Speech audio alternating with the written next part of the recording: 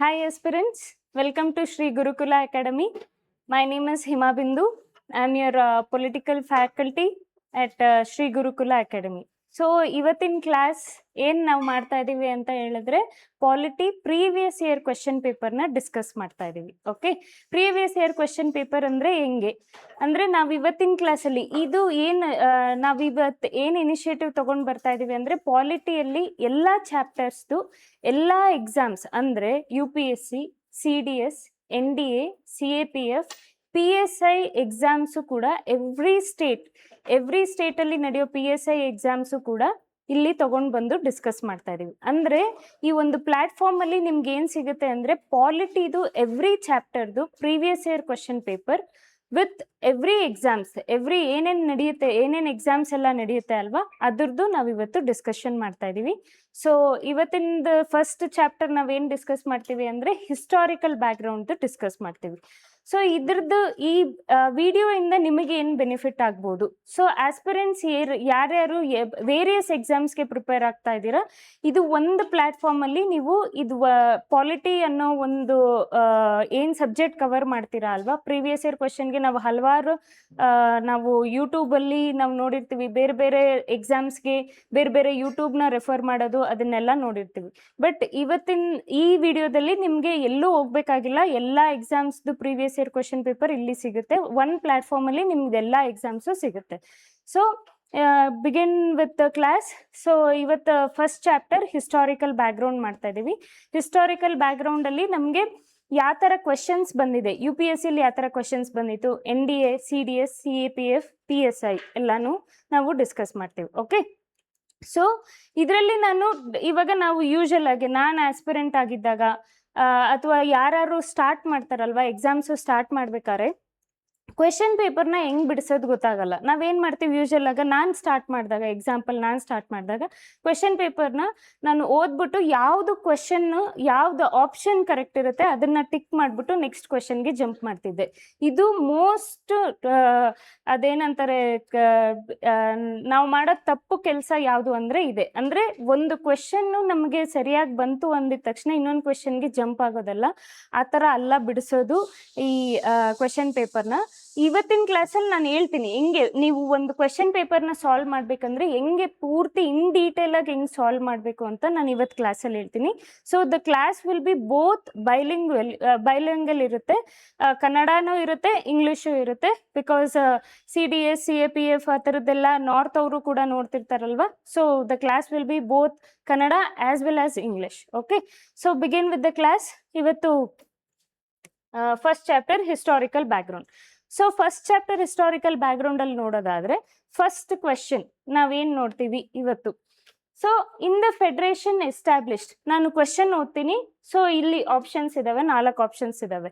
So 4 options ನಾನು ಆಗಲೇ ಹೇಳ್ದಂಗೆ ಏನು ಮಾಡ್ತೀವಿ, ಆಸ್ಪಿರೆಂಟ್ ಇನಿಷಿಯಲ್ ಸ್ಟೇಜ್ ಆಫ್ ಪ್ರಿಪ್ರೇಷನಲ್ಲಿ ಅಂದರೆ ಸ್ಟಾರ್ಟಿಂಗಲ್ಲಿ ಪ್ರಿಪೇರ್ ಮಾಡ್ಕೊತಾರೆ ಅಲ್ವಾ, ಅವಾಗ ಏನು ಮಾಡ್ತಿದ್ದೆ ನಂದು ಎಕ್ಸಾಂಪಲ್ ಕೊಡೋದಾದರೆ, ಇದು ಫಾರ್ ಎಕ್ಸಾಂಪಲ್ ಈ ಆಪ್ಷನ್ ಕರೆಕ್ಟ್ ಆಗುತ್ತೆ ಅಂತ ಅನ್ಕೊಳ್ಳಿ. ಈ ಆಪ್ಷನ್ ಕರೆಕ್ಟ್ ಇದ್ರೆ ಇದನ್ನ ಟಿಕ್ ಮಾಡಿಬಿಟ್ಟು ನಾನು ನೆಕ್ಸ್ಟ್ ಕ್ವೆಶನ್ಗೆ ಹೊಟ್ಟೋಗ್ತಿದ್ದೆ. ಇದು ದೊಡ್ಡ ತಪ್ಪು. ಅಂದರೆ ಇದನ್ನ ನಾವು ಏನು ಓದ್ಕೊಂಡೇ ಇಲ್ಲ. ಅಂದರೆ ಗವರ್ನರ್ ಜನರಲ್ ಆಗಲಿ ಆಪ್ಷನ್ B, C, D ನಾವೇನು ಓದ್ಕೊಂಡಿಲ್ಲ. ಆಪ್ಷನ್ A ಅಂತ ಕರೆಕ್ಟ್ ಮಾಡಿಬಿಟ್ಟು ನೆಕ್ಸ್ಟ್ ಕ್ವೆಶನ್ಗೆ ಹೋಗ್ತಾ ಇದ್ವಿ. ಅದು ತಪ್ಪು ಆ್ಯಕ್ಚುಲ್ ಆಗಿ. ನಾನು ಇವತ್ತಿನ ಕ್ಲಾಸಲ್ಲಿ ಹೇಳ್ತೀನಿ ಹೆಂಗೆ ಮಾಡಬೇಕು ಅಂತ ಹೇಳ್ಬಿಟ್ಟು. ಸೊ ಫಸ್ಟ್ ಕ್ವೆಶನಲ್ಲಿ ಬಿಗಿನ್ ಮಾಡ್ಕೊಳ್ಳೋಣ. ಫಸ್ಟ್ ಕ್ವೆಶನ್ ಏನು ಹೇಳುತ್ತೆ, what does the first question says, in the federation established by the government of India 1935 residuary power were given to. ಅಂದರೆ ಈ ಕ್ವೆಶನ್ ಏನು ವೆರಿ ಸಿಂಪಲ್ ಅನ್ಸುತ್ತಲ್ಲ. This question might be looking very simple, but the question actually has divisions. What is the division? First is federation, the second is Government of India Act 1935 and residuary power. Okay, so ಈ ಥರ ನೋಡ್ಕೋಬೇಕು, ಕ್ವೆಶನ್ನ divide ಮಾಡಬೇಕು. ಅರ್ಥ ಆಗ್ತಾ ಇದೆ ಅಲ್ವಾ? ಇವಾಗ ನಾವೇನು ಮಾಡ್ತೀವಿ, ನಾವು question okay, in the federation established by the government of India 1935 act, residuary power ಯಾರ ಕೈಯಲ್ಲಿ ಕಂಟ್ರೋಲ್ ಇತ್ತು ಅಂತ ಓದ್ಬಿಟ್ಟು ನಾವೇನು ಮಾಡ್ತೀವಿ, ಆಪ್ಷನ್ ಓದ್ತೀವಿ. ದ ಮೋಸ್ಟ್ ಮಿಸ್ಟೇಕ್ ಥಿಂಗ್ ಅಂದರೆ ಇದು. ಕ್ವೆಶ್ಚನ್ ಏನು? ಇವಾಗ ನೀವು ಪ್ರೀವಿಯಸ್ ಇಯರ್ ಕ್ವೆಶನ್ ತಗೊಳ್ಬೇಕಾದ್ರೆ ಹೆಂಗ್ ಬಿಡಿಸ್ಬೇಕು ಅಂದ್ರೆ ಕ್ವೆಶನ್ನ ಡಿವೈಡ್ ಮಾಡ್ಬೇಕು. ನೋಡಿ ಎಲ್ಲಿ ಈಗ ಕ್ವೆಶನ್ನ ನಾನು 3 ಭಾಗವಾಗಿ ಡಿವೈಡ್ ಮಾಡಿದ್ದೀನಿ. Federation, government of India act 1935, federal power. So ಈ ತರ ಡಿವೈಡ್ ಮಾಡಾದ್ಮೇಲೆ ಡಿವಿಷನ್ ಇನ್ ಡೀಟೇಲ್ ಆಗಿ ಓದ್ಕೋಬೇಕು. ಈಗ ಫೆಡರೇಷನ್ ಅಂತ ನೋಡೋದಾದ್ರೆ, ಫೆಡರೇಷನ್ ಎಸ್ಟಾಬ್ಲಿಷ್ಡ್. ಫೆಡರೇಷನ್ ಅಂದ್ರೆ ಇದ್ರೊಳಗಡೆ ಫೆಡರೇಷನ್ ಅನ್ನೋದು ಬರುತ್ತೆ. ಓಕೆ, ಫಸ್ಟ್ ಫೆಡರೇಷನ್ ಅಂದ್ರೆ ಏನು ಅಂತ ತಿಳ್ಕೊಬೇಕು ಇನ್ ಡೀಟೇಲ್ ಆಗಿ. Okay, and next government of India act provisions ಏನೇನಿದಾವೆ. ಅಂಡ್ ನೆಕ್ಸ್ಟ್ ರೆಸಿಡರಿ ಪವರ್ ಅಂತ ಇದೆ. ರೆಸಿಡರಿ ಪವರ್ ಅರ್ಥ ಆಗ್ತಿದೆ ಅಲ್ವಾ? ಸೊ ಈಗ ನಾನ್ ಡಿವಿಷನ್ ಮಾಡ್ಕೊಂಡಿದ್ದೀನಲ್ಲ, ಇನ್ ಡೀಟೇಲ್ ಆಗಿ ನೋಡೋಣ. ಫೆಡರೇಷನ್ ಇರ್ಲಿ. First government of India act 1935. Government of India act 1935 ಎಷ್ಟು ಇಂಪಾರ್ಟೆಂಟ್ ಅಂದ್ರೆ, ನಮ್ದು ಪ್ರೆಸೆಂಟ್ ಕಾನ್ಸ್ಟಿಟ್ಯೂಷನ್ ಇದೆ ಅಲ್ವಾ, ಅದು ಎಲ್ಲಿಂದ ಫ್ರೇಮ್ ಮಾಡ್ಕೊಂಡಿರೋದು, ಅದು ಎಲ್ಲಿ ನಾವು ಕಾಪಿ ಮಾಡ್ಕೊಂಡಿದೀವಿ ಅಂದ್ರೆ ಈ ಆಕ್ಟ್ ಇಂದ ಕಾಪಿ ಮಾಡ್ಕೊಂಡಿದೀವಿ. ಗೌರ್ಮೆಂಟ್ ಆಫ್ ಇಂಡಿಯಾ ಆಕ್ಟ್ 1935 ಇಂದ ನಾವು ಬಾರೋ ಮಾಡ್ಕೊಂಡಿದೀವಿ. ಸೊ ಇದ್ರಲ್ಲಿ ಏನೇನ್ ಪ್ರಾವಿಷನ್ಸ್ ಬರುತ್ತೆ, ಅಂದ್ರೆ ಫೆಡರೇಷನ್, ಫೆಡರಲಿಸಮ್ ಅನ್ನೋದು ಬರುತ್ತೆ, union list, state list, concurrent list ಅಂತ ನೋಡ್ತೀವಿ ಅಲ್ವಾ. ಅದೆಲ್ಲಾನು ನಾವು ಎಲ್ಲಿಂದ ಬಾರೋ ಮಾಡ್ಕೊಂಡಿದೀವಿ ಅಂದ್ರೆ ಈ ತರ ಬಾರೋ ಮಾಡ್ಕೊಂಡಿದೀವಿ. ಅಂದ್ರೆ ಕ್ವೆಶನ್ ನ ಸುಮ್ಮನೆ ಈ ತರ ಓದ್ಬಿಟ್ಟು ಟಿಕ್ ಮಾಡೋ ಬದಲು ಕ್ವೆಶನ್ ಅಲ್ಲಿ ಏನ್ ಕೊಟ್ಟಿದ್ದಾರೆ, what is the hidden terms that is mentioned in the question, ಅದನ್ನ ನೋಡ್ಕೋಬೇಕು. Provision, government of India act 1935 provision ಓದ್ಕೋಬೇಕು. Next, see, you can't do all these things in an exam, but while you are giving a mock test or while you are practicing a previous year question paper, that is when you have to practice like this. Okay, residuary power. What do you mean by residuary power? There are some separation of powers that is given between the state and the center, right? So center, that is union list, state, that is state list, concurrent list. Both union and state can make the law on the concurrent list. The last would be residuary power. Residuary power anta kottide. Ee residuary power nav ellinda tagondvi annodun nodkobeku. Residuary power annodu ಏನು, what is residuary power ಅನ್ನೋದು ಕೂಡ ನೋಡ್ಕೋಬೇಕು. What is residuary power? Where was it bought? ಈಗ present context ಅಲ್ಲಿ residuary power ಅನ್ನೋದು ಅವ್ರೇನ್ ಕೇಳಿದ್ದಾರೆ, government of India act 1935 residuary power ಬಗ್ಗೆ ಯಾವಾಗ ಕೇಳಿದ್ದಾರೆ, 1935 ಅಲ್ಲಿ ಕೇಳಿದ್ದಾರೆ. ಈಗ ಇವತ್ತಿನದಲ್ಲಿ ರೆಸಿಡರಿ ಪವರ್ ಹೆಂಗಿದೆ, 2026 residuary power, what will you define residuary power in 2026? So that is what you have to, that is how you have to read. You have to go back the past. Residuary power, you have to learn about residuary power in the past and what is the present context or what is the current status of residuary power. ಇವಾಗ ನಾನು ಹೇಳ್ತೀನಿ provisions ಏನಿದೆ government of India act 1935 ಅಲ್ಲಿ provisions ಏನು. Provisions, what is the provisions? Federal state, there is a federal state and also all India federation anta karitare, which means all India federation means there is a concept that British wanted princely and provinces come into the central legislative. That was mentioned in Government of India Act 1935. Okay, see, go back to the textbook and read all about Government of India Act 1935 provisions, and then when you come back to the residuary power back then residuary power was under whose control? Now today residuary power is under which control? So residuary power control was in the hands of this provincial governor general. Okay, governor general ಕೈ ಕೆಳಗಡೆ residuary power ಅನ್ನೋದಿತ್ತು. ಯಾವಾಗ? 1935 ಅಲ್ಲಿ. Today residuary power is under the control of central, not president. Okay, you have to know the difference. Usual ಆಗಿ ಏನಾಗ್ತದೆ ಅಂತ ಹೇಳಿದ್ರೆ, ನಾವು ಇವತ್ತೊಂದು ನೋಡ್ಕೊಳ್ಳೋದಾದ್ರೆ ಫೆಡರಲ್ ಲೆಜಿಸ್ಲೇಟಿವ್ ಅಂತ ಕರಿತೀವಿ.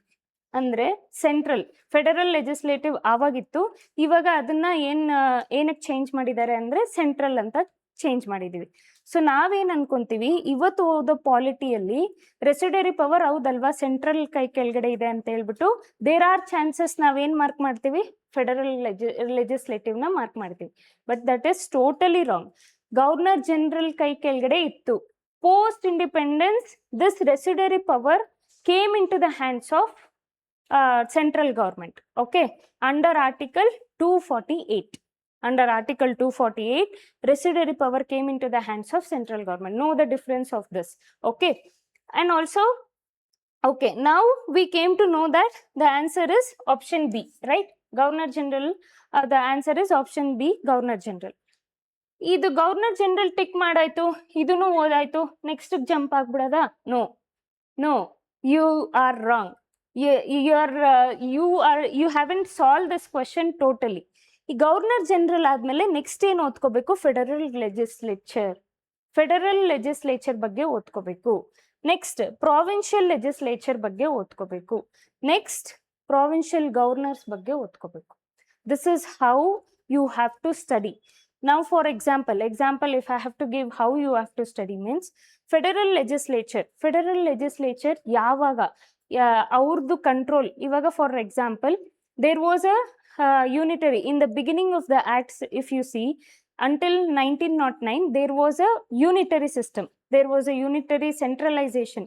All the power was under the control of governor, viceroy, okay? After 1919, powers and subjects were divided between central and provincial, okay?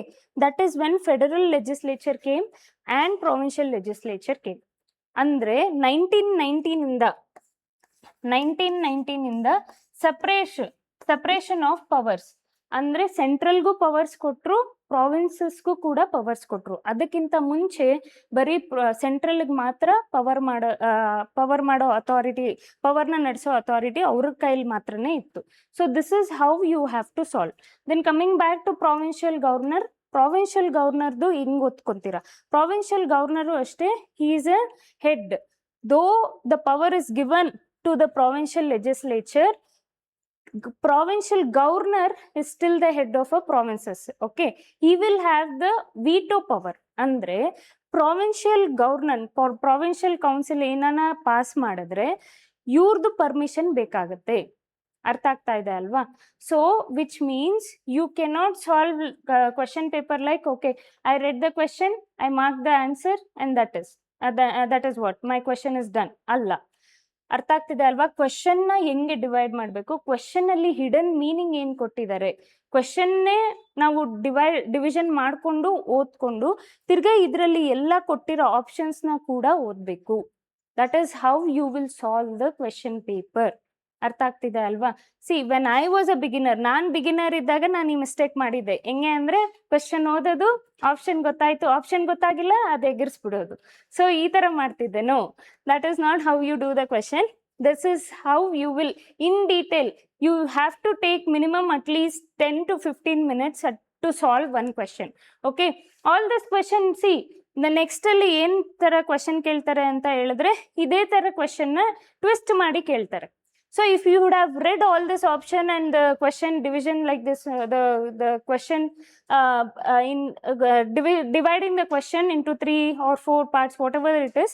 So if you read totally and in detail, so you will be able to understand other questions also. Twist ಮಾಡಿ ಕೊಟ್ಟರು ಕೂಡ ಈ ತರ ಇದೇ question ನ twist ಮಾಡಿ ಕೊಟ್ಟರು ಕೂಡ ಆನ್ಸರ್ ಮಾಡಕ್ಕೆ ಕೆಪಬಿಲಿಟಿ ಇರುತ್ತೆ. ಸೊ ಈ ತರ ಇನ್ ಡೀಟೇಲ್ ಆಗಿ ಕ್ವೆಶನ್ ಓದ್ಕೋಬೇಕು. So the answer is governor general, okay? Under government of India act 1935 ಅಲ್ಲಿ ರೆಸಿಡ್ಯೂರಿ ಪವರ್ ಅನ್ನೋದು ಗವರ್ನರ್ ಜನರಲ್ಗೆ ಕೊಟ್ಟಿದ್ರು 1935 ಅಲ್ಲಿ. ಪೋಸ್ಟ್ ಇಂಡಿಪೆಂಡೆನ್ಸ್ ಅಂದ್ರೆ 1947, 1950 ಅಲ್ಲಿ ಈ ರೆಸಿಡರಿ ಪವರ್ ಅನ್ನೋದು, ಕಾನ್ಸ್ಟಿಟ್ಯೂಷನ್ ಯಾವಾಗ ಬಂದಿದ್ದು 1950 ಅಲ್ಲಿ ಬರುತ್ತಲ್ವಾ? ಕಾನ್ಸ್ಟಿಟ್ಯೂಷನ್ ಬಂದಾದ್ಮೇಲೆ ನಾವು ಅಡಾಪ್ಟ್ ಮಾಡ್ತಿರ್ಬೇಕಾದ್ರೆ ರೆಸಿಡರಿ ಪವರ್ ಯಾರ ಕೈಯಲ್ಲಿ ಕೊಡೋಣ ಅಂತ ಹೇಳಿದಾಗ ರೆಸಿಡರಿ ಪವರ್ ಅನ್ನೋದು ಸೆಂಟ್ರಲ್ ಗೌರ್ಮೆಂಟ್ ಕೈ ಕೆಳಗಡೆ ಹೋಗುತ್ತೆ, okay? And also note this point, residuary power ಅಲ್ಲಿ ಕೂಡ ರೆಸಿಡರಿ ಪವರ್ ಸೋಲ್ ಅಥಾರಿಟಿ ಯಾರಿಗಿರುತ್ತೆ ಅಂತ ಹೇಳಿದ್ರೆ ಸೆಂಟ್ರಲ್ ಗೌರ್ಮೆಂಟ್ಗೆ ಇರುತ್ತೆ. ಸೆಂಟ್ರಲ್ ಗೌರ್ಮೆಂಟ್ಗೆ ಸೋಲ್ ಅಥಾರಿಟಿ ಇದ್ರೂ ಕೂಡ if at all, say for example, ಆಮೇಲೆ before I proceed, one information I have to share about residuary power. Residuary power ಅಂದ್ರೆ ಏನು? Residuary power itself says any new subject. ಯಾಕೆ 1950 ಅಲ್ಲಿ farmers of our constitution people tend to keep this residuary power in the hands of union is because residuary power ಅಂದ್ರೇನೆ emerging subjects. Emerging subjects means say for example tomorrow AI, artificial intelligence, or else cyber security, or else some other new space technology, all these things will come. Okay, ಇದರಲ್ಲಿ ಲಾ ಮಾಡೋಕ್ಕೆ ಅಥವಾ ಇದರಲ್ಲಿ disputes ಏನಾನ ಬಂದರೆ ಅದಕ್ಕೆ resolve ಮಾಡೋಕ್ಕೆ central ಗೌರ್ಮೆಂಟ್ಗೆ authority ಅನ್ನೋದು ಕೊಟ್ಟಿದ್ದಾರೆ. ಅರ್ಥ ಆಗ್ತಿದೆ ಅಲ್ವಾ? So this is what residuary power ಅನ್ನೋದನ್ನ ತಿಳ್ಕೊಬೇಕು ನೀವು. ಸೊ ಇನ್ ಡೀಟೇಲ್ ಆಗಿ ಈ ಥರ ಸಾಲ್ವ್ ಮಾಡ್ಕೊಂಡು ಹೋಗ್ಬೇಕು.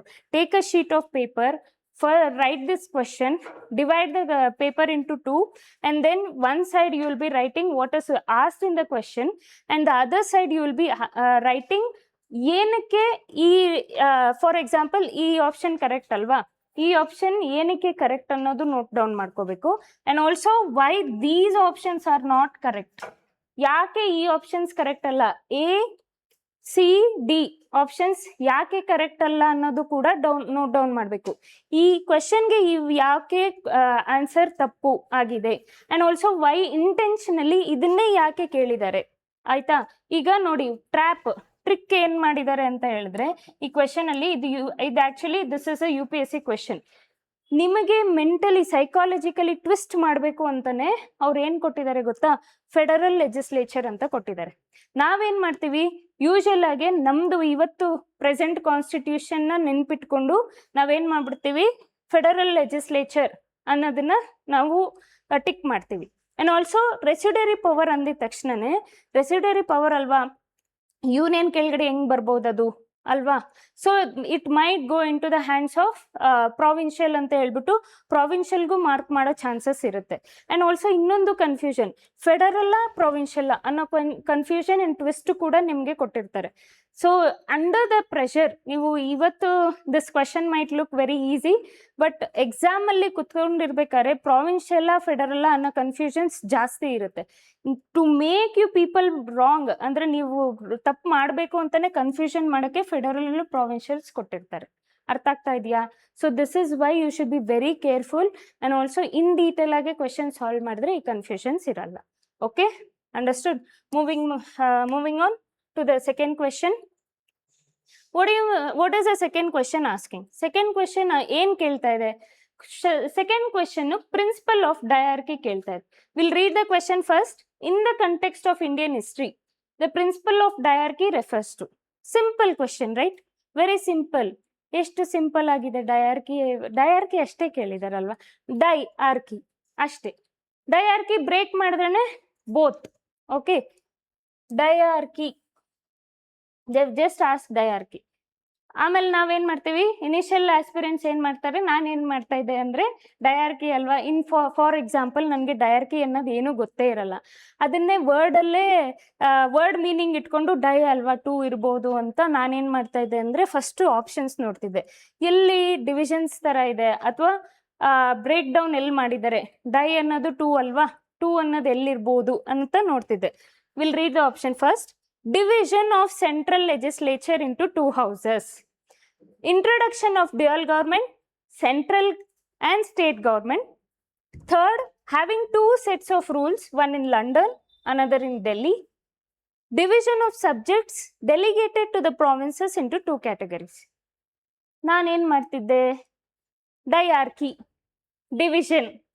ಈ ಆಪ್ಷನ್ಸ್ ಎಲ್ಲ ಹೋದ್ಮೇಲೆ ನನಗೇನು ಸೈಕಾಲಜಿಕಲಿ ನನಗೇನು ಟ್ರಿಗರ್ ಆಗುತ್ತೆ, ನಾನು ಡಿವಿಷನ್ನೇ ಅಲ್ವಾ, division obviously diarchy means division, first option. ನನಗೆ ಇದು ನಾಲೆಡ್ಜೇ ಇರಲ್ಲ ಅಂತ ಅನ್ಕೊಳ್ಳಿ, ನಾನೇನು ಮಾಡ್ತಾ ಇದ್ದೆ, ಈ ಆಪ್ಷನ್ಸ್ನ ಟಿಕ್ ಮಾಡ್ತಿದ್ದೆ, ಡಿವಿಷನ್ ಅಲ್ವಾ ಅಂತ. ಸೊ ನೀವು ಒಂದು ಅಬ್ಸರ್ವ್ ಮಾಡಿದ್ರೆ ಇಲ್ಲೂ ಡಿವಿಷನ್ ಇದೆ, ಇಲ್ಲೂ ಡಿವಿಷನ್ ಕೊಟ್ಟಿದ್ದಾರೆ, ಇಲ್ಲೂ ಡಿವಿಷನ್, ಹಿಯರ್ ಆಲ್ಸೋ ಡಿವಿಷನ್. ಅವರು ಡಿವಿಷನ್ ಅಂತ ಮೆನ್ಷನ್ ಮಾಡಿಲ್ಲ, but if you read the options carefully, ಇಲ್ಲಿ ನೋಡಿ, ಇಲ್ಲಿ ಡಿವಿಷನ್ ಅಂತ ಕೊಟ್ಟಿದ್ದಾರ, division of central legislature into 2 houses. First I tell you how to read ಅಂತ ನಾನು ಹೇಳ್ತೀನಿ, ಫಸ್ಟ್ ಆಪ್ಷನ್ಸ್ ನೋಡ್ಕೊಳ್ಳಿ. ಇಲ್ಲೂ ಡಿವಿಷನ್ ಕೊಟ್ಟಿದ್ದಾರ, introduction of dual government, dual ಅಂದ್ರೆ 2 ಆಯ್ತಾ. ಇಲ್ಲೇನು having 2 sets of rules, one in London, Delhi, again 2. Here division again. So everything is division, confusion ಆಗೋಗುತ್ತೆ. ಓಕೆ. ಜನರಲ್ ಆಗಿರೋ ಆಸ್ಪಿರೆಂಟ್ಸ್ ಏನ್ ಮಾಡ್ತಾರೆ, ಇದರಲ್ಲಿ ತುಂಬಾ ಕನ್ಫ್ಯೂಷನ್ಸ್ ಆಗೋ ಚಾನ್ಸಸ್ ಇರುತ್ತೆ. So that is why sometimes ನೀವೇನ್ ಮಾಡಬೇಕು ಅಂತ ಹೇಳಿದ್ರೆ conceptual understanding is very important. ನೀವು ಕೆಲವೊಂದು ಕ್ವೆಶನ್ಸ್ನ ನಾವು ಹಂಗೆ ಸಾಲ್ವ್ ಮಾಡ್ಬೋದು ಅಂತ ಅನ್ಕೊಳಕ್ ಹೋಗ್ಬೇಡಿ. Knowledge, some conceptual understanding, topic of any subject topic understanding is very very important. ಈ ಡಯಾರ್ಕಿ ಅನ್ನೋದು ನೋಡಿ ಈ ತರ ಕೊಟ್ಬಿಡ್ತಾರೆ ಟ್ವಿಸ್ಟ್ ಮಾಡೋಕ್ಕೆ. ನೀವು ಇದರಲ್ಲಿ ನಿಮಗೆ ಪ್ಯಾನಿಕ್ ಆಗೋ ಚಾನ್ಸಸ್ 100% ಇರುತ್ತೆ. Even if you have studied this in detail, confusions ಆಗ್ಬೋದಲ್ವಾ. ಇವಾಗ ಓದ್ಕೊಂಡು ಹೋಗದೆ ಇರೋರಿಗೆ ಇದೇನು ಅಂತ ಗೊತ್ತಾಗಲ್ಲ, ಯಾಕಂದ್ರೆ ಎಲ್ಲ ಆಪ್ಷನ್ಸ್ ಅಲ್ಲೂ ಡಿವಿಷನ್ಸ್ ಇದೆ. ಓದ್ಕೊಂಡು ಹೋಗಿರೋರ್ಗೆ might be confusion. Okay, so ಇದ್ರಲ್ಲಿ option actually division of subjects delegated to provinces into 2 categories. I'll tell you how. First listen. First option you listen. First principle of diarchy ಅನ್ನೋದನ್ನ ನಾವು ನೋಡ್ಕೋಬೇಕು. Principle of diarchy ಎಲ್ಲಿಂದ ತಗೊಂಡ್ ಬಂದ್ರು, ಯಾವ act ಅಲ್ಲಿ, charter acts ಅಲ್ಲಿ ಎಷ್ಟೊಂದು ಚಾರ್ಟರ್ ಆಕ್ಟ್ಸ್ ಇದೆ ಅಲ್ವಾ, ಚಾರ್ಟರ್ ಆಕ್ಟ್ಸ್ ಅಲ್ಲಿ ಡಯಾರ್ಕಿ ಅನ್ನೋದು ಎಲ್ಲಿ ಮೆನ್ಷನ್ ಆಗಿದೆ ಫಸ್ಟ್ ನೋಡ್ಕೋಬೇಕು. ಡಯಾರ್ಕಿ ಎಲ್ಲಿ ಮೆನ್ಷನ್ ಆಗಿದೆ? It is mentioned in 1990. Okay, 1990 dyarchy ಅನ್ನೋದು ಮೆನ್ಷನ್ ಆಗುತ್ತೆ. ಡಯಾರ್ಕಿ ಆದ್ರೆ ಡಯಾರ್ಕಿ ಅಂದ್ರೆ ಏನು? ಡಯಾರ್ಕಿ ಅಂದ್ರೆ division of subjects. Okay, division of subjects ಅಂದ್ರೆ ಎಲ್ಲಿ? The next question, okay, dyarchy means division of subjects. Division of subjects where? Next question you should have in your mind is where is the division? Either in central or in provincial. So this is how you have to read. Central ಅಲ್ಲಿ ಇಲ್ಲ, it is divided in the provinces. Okay, provinces ಅಲ್ಲಿ 2 category ಅನ್ನೋದು ಬರುತ್ತೆ. Reserved subject, transferred subject ಅಂತ ಹೇಳ್ಬಿಟ್ಟು. Reserved subject ಅನ್ನೋದು governor ಕೈ ಕೆಳಗಡೆ ಇರುತ್ತೆ, ಬ್ರಿಟಿಷ್ ಕೈ ಕೆಳಗಡೆ ಇರುತ್ತೆ. Transfer subjects are given to Indians. What is transfer subjects? Transfer subjects are common subjects like making a law on agriculture, police and courts. All these things are common subjects. Reserved subjects means police, defense, external affairs. All these things are reserved subject. Reserve subject British ಅವ್ರ ಕೈ ಕೆಳಗಡೆನೆ ಇರಬೇಕಿತ್ತು. ಯಾಕೆಂದ್ರೆ ಅವರು authority ಅವ್ರದ್ದೇ maintain ಮಾಡ್ಬೇಕಾಯ್ತು, ಅವ್ರ ಡಾಮಿನೇಷನ್ನೇ maintain ಮಾಡಬೇಕಾಗಿತ್ತು ಅಲ್ವಾ. So reserve ಸಬ್ಜೆಕ್ಟ್ನ ಅವ್ರ ಕೈ ಕೆಳಗಡೆ ಇಟ್ಕೊಂಡು ಟ್ರಾನ್ಸ್ಫರ್ ಸಬ್ಜೆಕ್ಟ್ನ ಏನ್ ಮಾಡ್ತಾರೆ, ಇಂಡಿಯನ್ಸ್ಗೆ ಕೊಡ್ತಾರೆ. ಅರ್ಥ ಆಗ್ತಾ ಇದೆಯಾ? So this is what diarchy means. Diarchy ನೀವೇನ್ ಮಾಡಬೇಕು, ಈ ಕ್ವೆಶನ್ ನ ನೋಡಿದ್ಮೇಲೆ, this was also asked in UPSC question and most important, ಇದನ್ನ PSI ಎಕ್ಸಾಮ್ಸ್ ಅಲ್ಲೂ ಕೂಡ ಕೇಳಿದ್ದಾರೆ. ಇದು ರಿಪೀಟ್ ಆಗಿದೆ ಎಕ್ಸಾಕ್ಟ್ ಕ್ವೆಶನ್. ಡಯಾರ್ಕಿ ಅಂದ್ರೆ ಏನು ಅಂತಾನೆ ಕೇಳಿದ್ದಾರೆ. ಡಯಾರ್ಕಿ 1919 ಅಂತಾನು ರೆಫರ್ ಮಾಡಿ ಕೇಳಿದ್ದಾರೆ, ವಾಟ್ ಇಸ್ ಡಯಾರ್ಕಿ ಅಂತ ಹೇಳ್ಬಿಟ್ಟು. ಆದ್ರೆ ಅಲ್ಲಿ ಈ ತರ ಕೊಟ್ಟಿಲ್ಲ, ಟ್ರಾನ್ಸ್ಫರ್ಡ್ ಮತ್ತೆ ರಿಸರ್ವ್ ಸಬ್ಜೆಕ್ಟ್ ಯಾರ ಕೈ ಕೆಳಗಡೆ ಇದೆ ಅಂತ ಕೊಡ್ತಾರೆ. ಅರ್ಥ ಆಗ್ತಿದೆ ಅಲ್ವಾ? ಇಲ್ಲೇನ್ ಕೊಟ್ಟಿದ್ದಾರೆ, ಡಿವಿಷನ್ ಆಫ್ ಸಬ್ಜೆಕ್ಟ್ಸ್ ಪ್ರಾವಿನ್ಸಸ್ ಅಲ್ಲಿ 2 ಬರುತ್ತೆ ಅಂತ ಕೊಟ್ಟಿದ್ದಾರೆ. ನೆಕ್ಸ್ಟ್ ಏನ್ ಕೊಡ್ಬೋದು, ನೆಕ್ಸ್ಟ್ ಟ್ವಿಸ್ಟ್ ಮಾಡಿ ಕ್ವೆಶನ್ ಏನ್ ಕೊಡ್ಬೋದು, ಡಯಾರ್ಕಿನಲ್ಲಿ 2 ಸಬ್ಜೆಕ್ಟ್ಸ್, ಡಯಾರ್ಕಿ ಅಂದ್ರೆ 2 ಅಲ್ವಾ, ರಿಸರ್ವ್ಡ್ ಮತ್ತೆ ಟ್ರಾನ್ಸ್ಫರ್ಡ್ ಅನ್ನೋದು. ರಿಸರ್ವ್ಡ್ ಯಾರ ಕೈ ಕೆಳಗಡೆ ಇರುತ್ತೆ, ಟ್ರಾನ್ಸ್ಫರ್ ಯಾರ ಕೈ ಕೆಳಗಡೆ ಇದೆ ಅಂತಾನು ಕೇಳಿದ್ದಾರೆ ಕ್ವೆಶನ್. ಅಂಡ್ ರಿಸರ್ವ್ಡ್ ಅಲ್ಲಿ ಯಾವ್ಯಾವ ಸಬ್ಜೆಕ್ಟ್ಸ್ ಬರುತ್ತೆ, ಟ್ರಾನ್ಸ್ಫರ್ಡ್ ಅಲ್ಲಿ ಯಾವ್ಯಾವ ಸಬ್ಜೆಕ್ಟ್ಸ್ ಬರುತ್ತೆ ಅಂತಾನು UPSC ಅಲ್ಲಿ ಕೇಳಿದ್ದಾರೆ questions. This is how they actually twist the question. ಅಥವಾ ಒಂದೇ ಟಾಪಿಕ್ ಮೇಲೆ ಡಿಫ್ರೆಂಟ್ ಆಗಿ ಫ್ರೇಮ್ ಮಾಡ್ತಾರೆ ಕ್ವೆಶನ್ಸ್ನ. ಸೊ ನೀವು ಎಲ್ಲ 360 ಡಿಗ್ರಿ ಆಂಗಲ್ ಅಲ್ಲಿ ಥಿಂಕ್ ಮಾಡಿ ಓದ್ಕೋಬೇಕಾಗುತ್ತೆ. ಓಕೆ, ಸೊ ಈ ತರ ಕೇಳಿದ್ದಾರೆ ಕ್ವೆಶನ್. ನೆಕ್ಸ್ಟ್ ಇದೇ ತರ ಕೇಳ್ತಾರೆ question.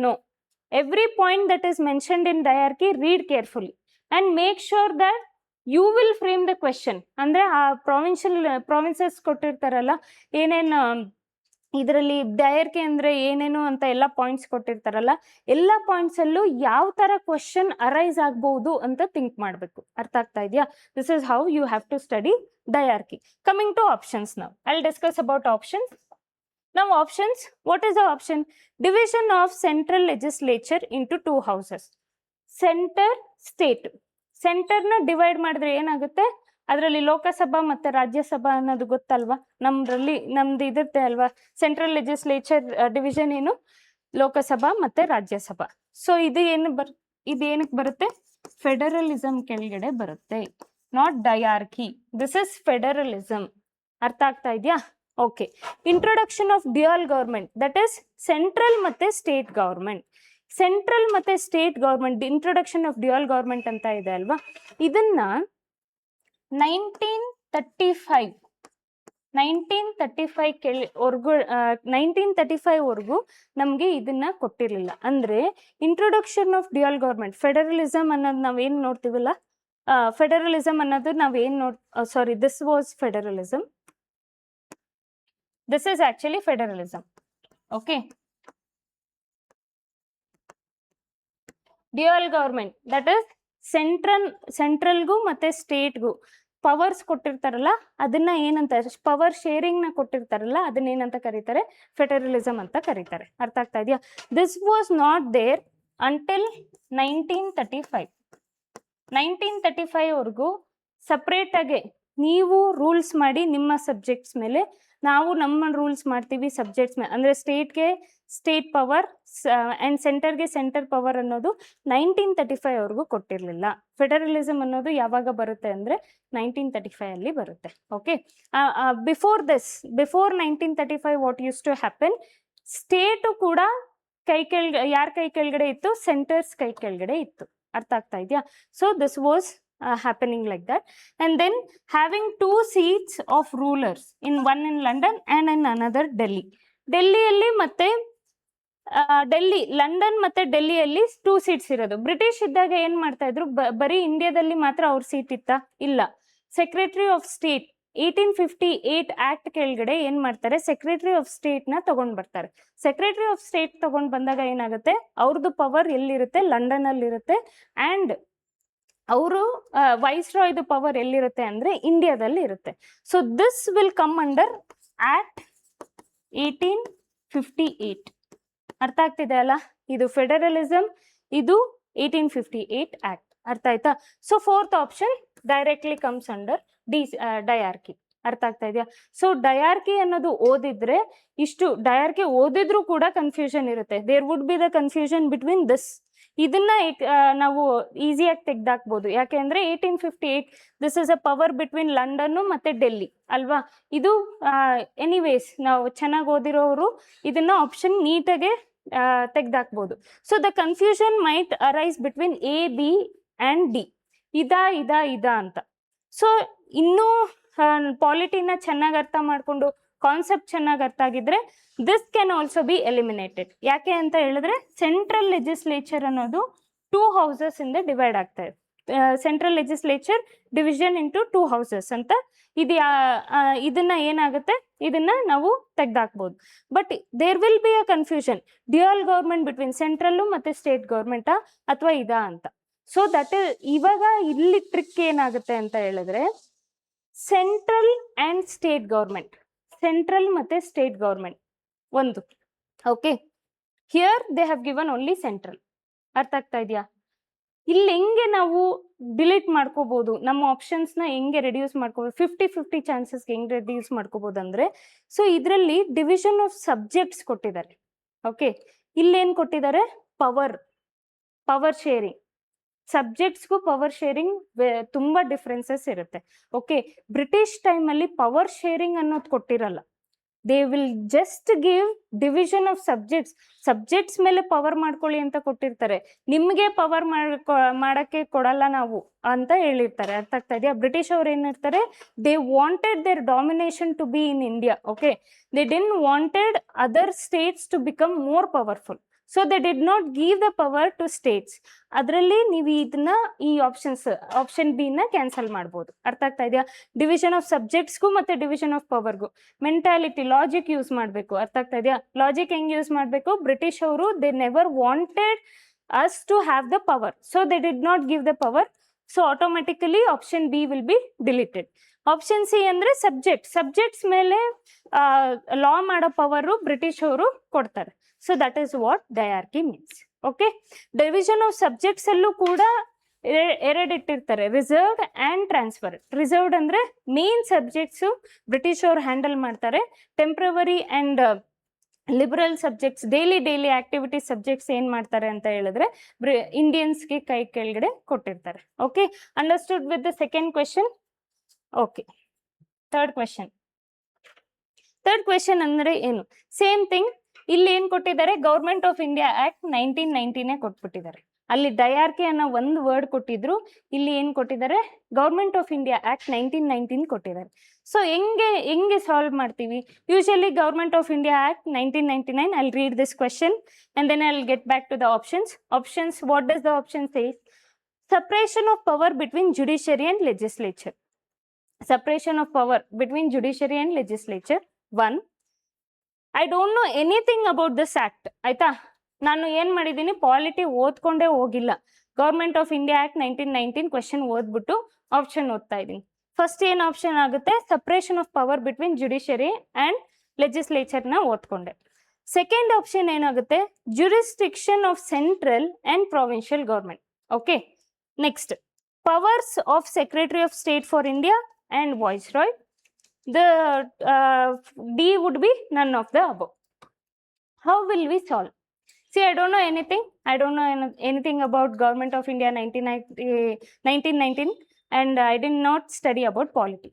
Now, how will I tackle this question? Usually UPSC or several other exams, usually none of the above anta kotre, probability ಅಂದ್ರೆ 80% ಆಫ್ ದ ಚಾನ್ಸಸ್ ಈ ಕ್ವಶನ್ಸ್ ತಪ್ಪಾಗಿ, ಈ ಆಪ್ಷನ್ ತಪ್ಪಿರುತ್ತೆ. ಅಂದ್ರೆ ನನ್ ಆಫ್ ದ ಅಬೋ ಇರಲ್ಲ. Okay, none of the above rare ಆಗಿ ಕೊಡ್ತಾರೆ.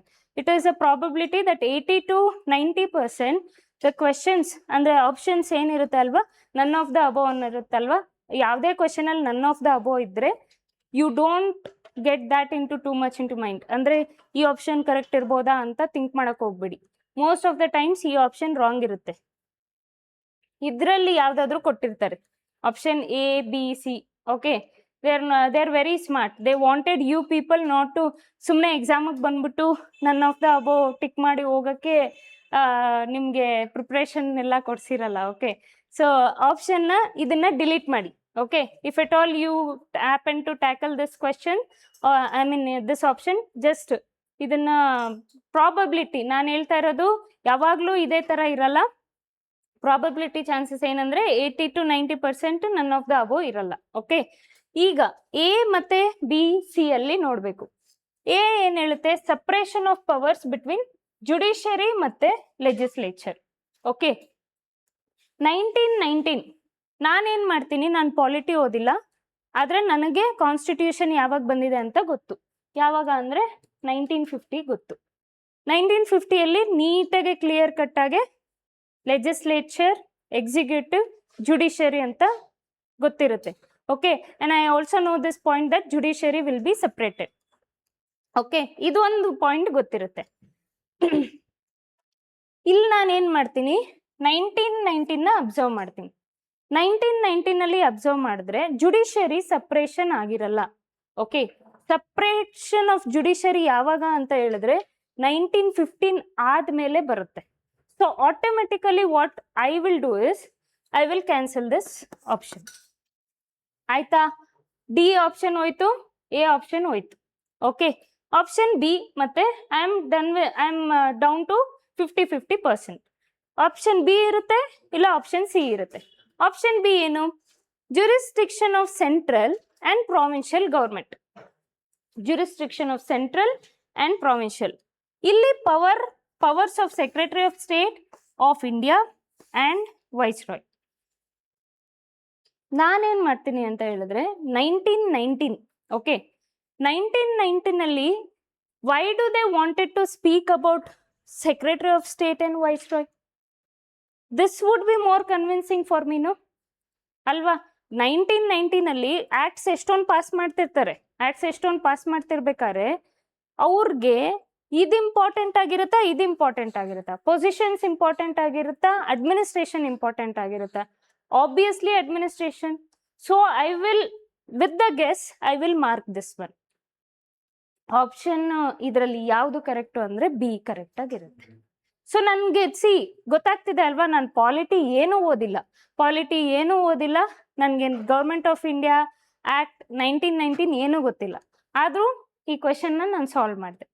ನೀವೇ ನೋಡಿದ್ರಲ್ಲ ಹೆಂಗ್ ಸಾಲ್ವ್ ಮಾಡಿದೆ, ಹೆಂಗೆ ಆಪ್ಷನ್ ಡಿ ನ ಕ್ಯಾನ್ಸಲ್ ಮಾಡಿದೆ. None of the above, probably ಅಷ್ಟೊಂದು ಹೆಂಗೆ ಈ C all this exams, government exams, people what they do is they frame the options in such a way they are very smart. None of the above ಕೊಟ್ಬಿಟ್ಟು ನಿಮಗೆ years two years ಅಥವಾ months two months prepare ಆಗಿರ್ತೀರಾ. ಅದನ್ನ ಪ್ರಿಪ್ರೇಷನ್ಗೆ ಆ preparation ಎಲ್ಲ ಮಾಡ್ಕೊಂಡು ಬಂದು none of the above tick ಮಾಡಕ್ ಕೊಟ್ಟಿರ್ತಾರ? ಚಾನ್ಸೇ ಇಲ್ಲ ಅಲ್ವಾ.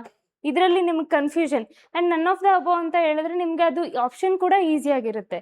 So what they will do, they will have this trick. So ನಾನೀಗ ಫಸ್ಟ್ ಆಪ್ಷನ್ನು ಡಿಲೀಟ್ ಮಾಡಿದೆ. ಆಬ್ವಿಯಸ್ಲಿ ಹೆಂಗೆ ಅಂದರೆ ನನಗೆ 19 ಜನರಲ್ ಆಗಿ ಇಂಡಿಯಾದಲ್ಲಿ ಓದೋ ಯಾರೇ ಆಗಿರಲಿ, ಕಾಂಪಿಟೇಟಿವ್ ಎಕ್ಸಾಮ್ಸಲ್ಲಿ ಓದ್ತಾ ಇರೋರು ಜನರಲ್ ಆಗಿ ಗೊತ್ತಿರುತ್ತೆ 1950 ಆದಮೇಲೆ ಜುಡಿಷರಿ ಸಪ್ರೇಷನ್ ಆಗಿರುತ್ತೆ ಅಂತ. At least through newspaper, at least through TV channels ಎಲ್ಲ ಗೊತ್ತಿರುತ್ತೆ. So I deleted this option down to this BNC. BNCಯಲ್ಲಿ ನಾನು ನೋಡಿದೆ, ಲಾಜಿಕ್ ಉಪಯೋಗಿಸಿದೆ. ಲಾಜಿಕ್ ಏನು ಉಪಯೋಗಿಸಿದೆ? 1919 ಅಡ್ಮಿನಿಸ್ಟ್ರೇಷನ್ ತುಂಬಾ ಇರುತ್ತೆ, ತುಂಬಾ ಇಂಪಾರ್ಟೆಂಟ್ ಆಗಿರುತ್ತೆ. ಮೋರ್ ದನ್ ಪೊಸಿಷನ್, ಇವ್ರದ್ದು position powers of secretary of state of India ಮತ್ತೆ wise Roy.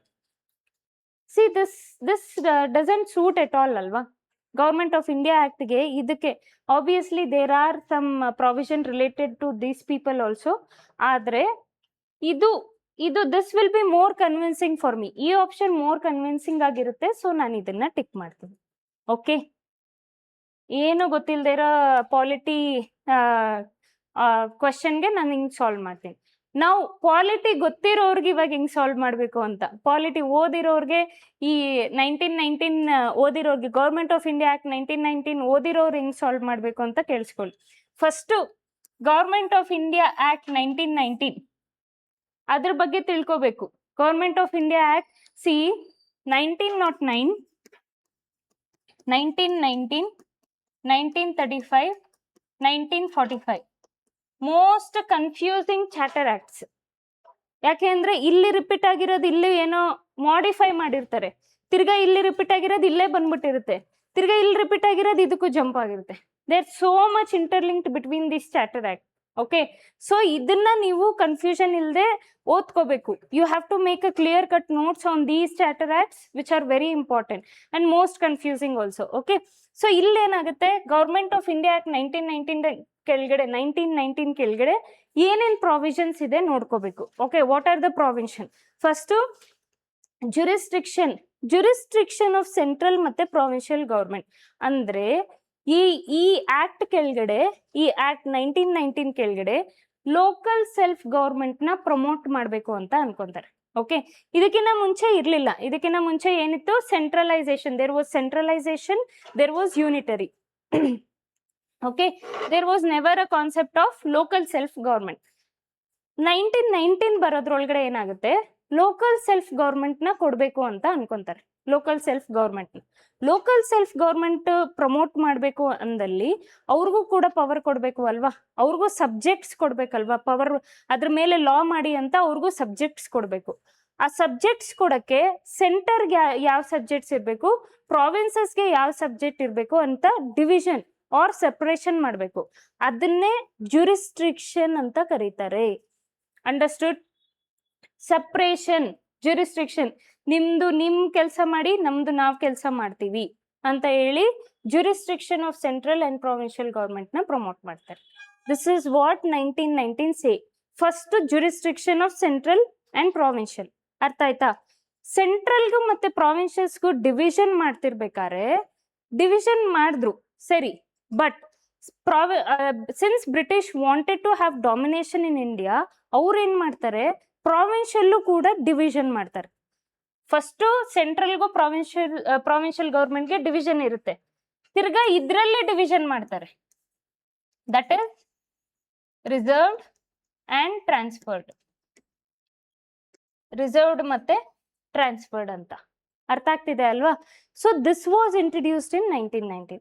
Along with this there was a system called bicameralism. ನಾವು ಲಾಸ್ಟ್ ಕ್ವೆಶನ್ ಅಲ್ಲಿ ನೋಡಿದ್ವಲ್ಲ,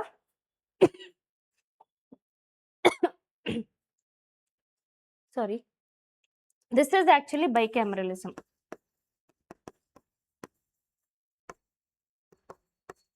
Bicameralism ಅಂದ್ರೆ ಸೆಂಟ್ರಲ್ ಗವರ್ಮೆಂಟ್ ಅಥವಾ ಸೆಂಟ್ರಲ್ ಲೆಜಿಸ್ಲೇಚರ್ ನ 2 ಡಿವಿಷನ್ ಮಾಡ್ತಾರೆ.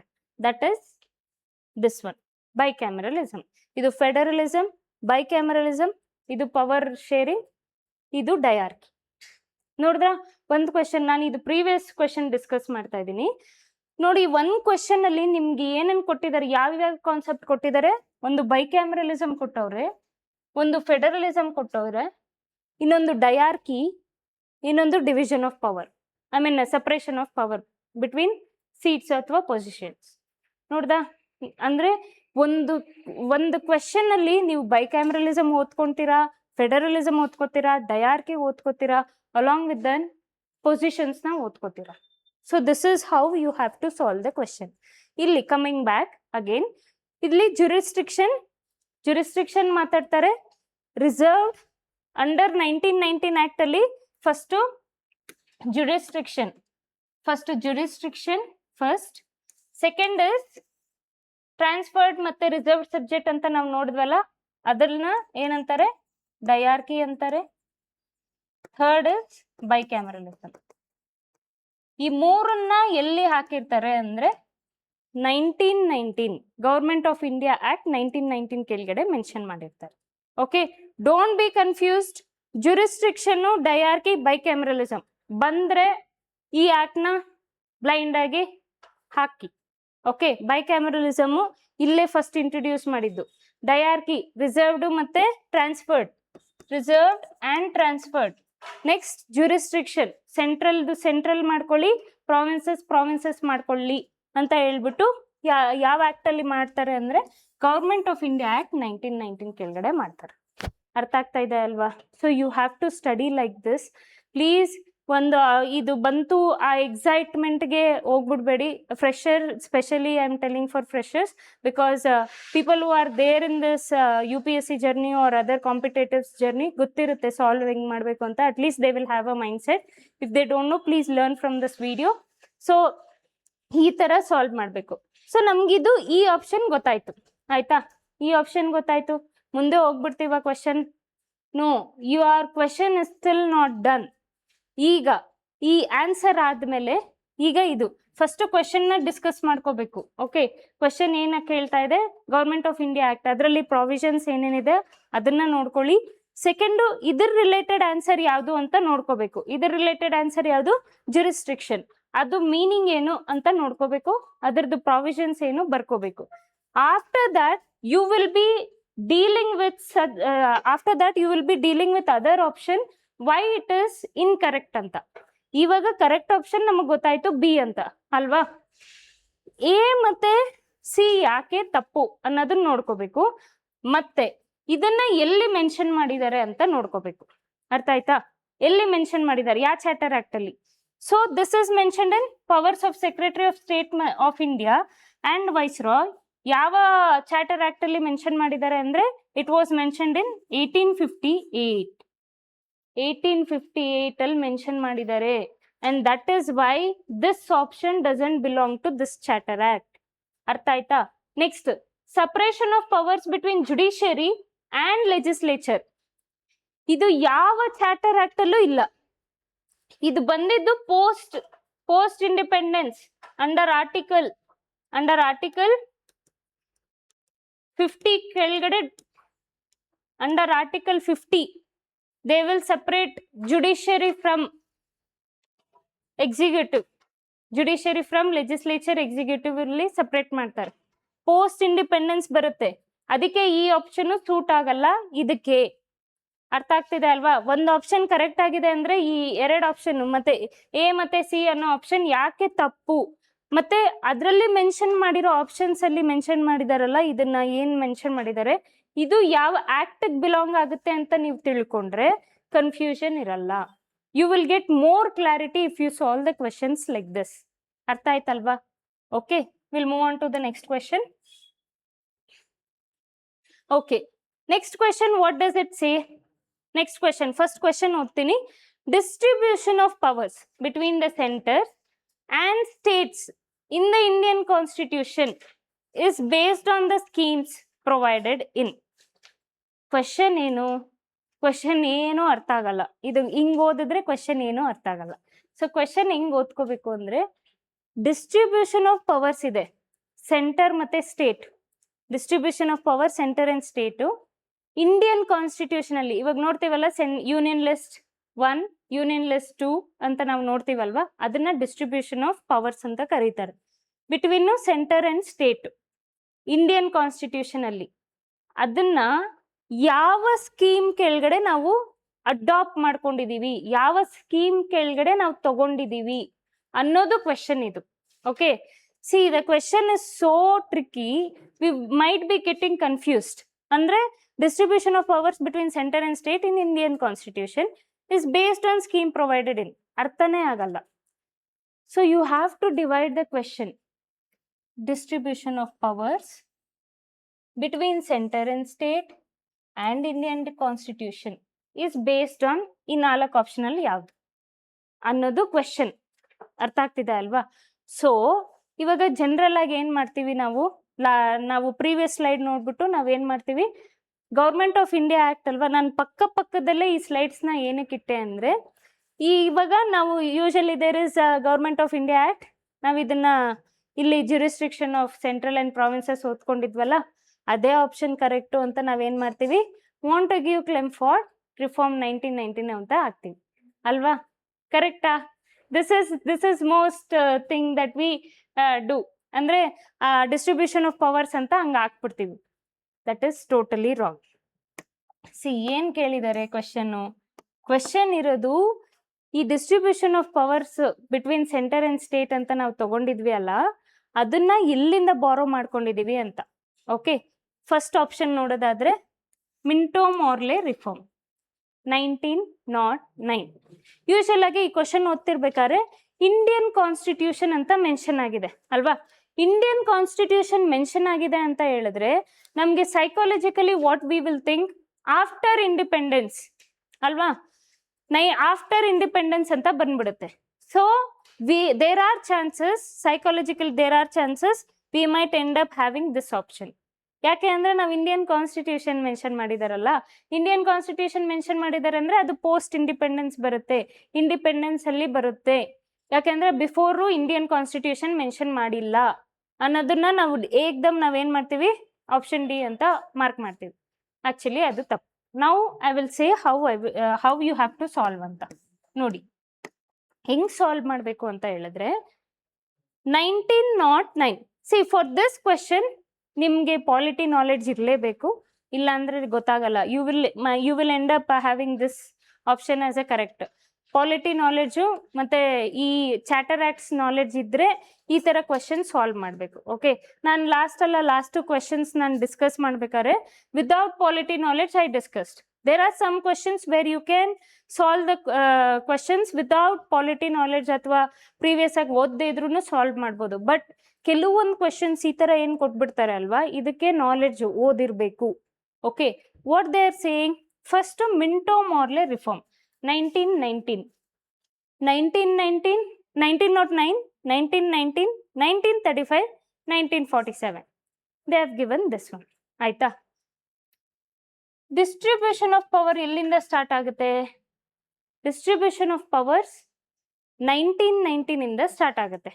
ಓಕೆ, ಡಿಸ್ಟ್ರಿಬ್ಯೂಷನ್ ಆಫ್ ಪವರ್ಸ್ ನಾನು ಆಗ್ಲೇ ಹೇಳ್ದೆ ಅಲ್ವಾ, ಡ್ಯುಯಲ್ ಗವರ್ಮೆಂಟು ಮತ್ತೆ jurisdiction of central and provincial government, ಅಂದ್ರೆ ನಿಮ್ದು ಸ್ಟೇಟ್ ಲಿಸ್ಟು ಸೆಂಟರ್ ಲಿಸ್ಟ್ ಅಂತ ಕೊಡ್ತಾರೆ ಇದ್ರಲ್ಲಿ.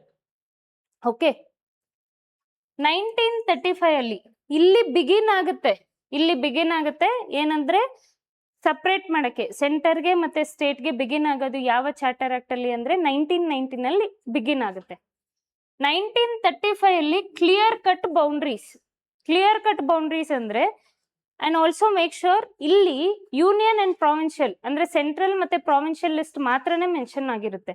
ಇಲ್ಲಿ union, state list and concurrent list ಅಂತ ಮೆನ್ಷನ್ ಆಗುತ್ತೆ. ಅರ್ಥ ಆಗ್ತಾ ಇದೆ ಅಲ್ವಾ? ಸೊ ಮಾಂಟೆಗ್ಯೂ ಕ್ಲೇಮ್ ಫಾರ್ 1919 ಅಲ್ಲಿ ಬಿಗಿನ್ ಆಗೋದು ಅಂದ್ರೆ ಜ್ಯೂರಿಸ್ಟ್ರಿಕ್ಷನ್. ನಾವು ನೋಡಿದ್ವಲ್ಲ ಲಾಸ್ಟ್ ಸ್ಲೈಡ್ ಅಲ್ಲಿ, ಇಲ್ಲಿ jurisdiction of central and provincial government ಅನ್ನೋದು 1919 ಅಲ್ಲಿ ಸ್ಟಾರ್ಟ್ ಆಗುತ್ತೆ. They will start giving powers. Okay, ಈ ಸಬ್ಜೆಕ್ಟ್ಸ್ ಮೇಲೆ ಈ ಲಾ ಪಾಸ್ ಮಾಡ್ಬೋದು, ನೀವು ಅಗ್ರಿಕಲ್ಚರ್ ಮೇಲೆ ನೀವು ಲಾ ಪಾಸ್ ಮಾಡ್ಬೋದು. ಮುಂಚೆ 1919ಗಿಂತ ಮುಂಚೆ ಆ ಥರ ಇರಲಿಲ್ಲ. ಏನೇ ಲಾ ಮಾಡಬೇಕಂದ್ರೆ provincial government central government permission ತಗೋಬೇಕಿತ್ತು.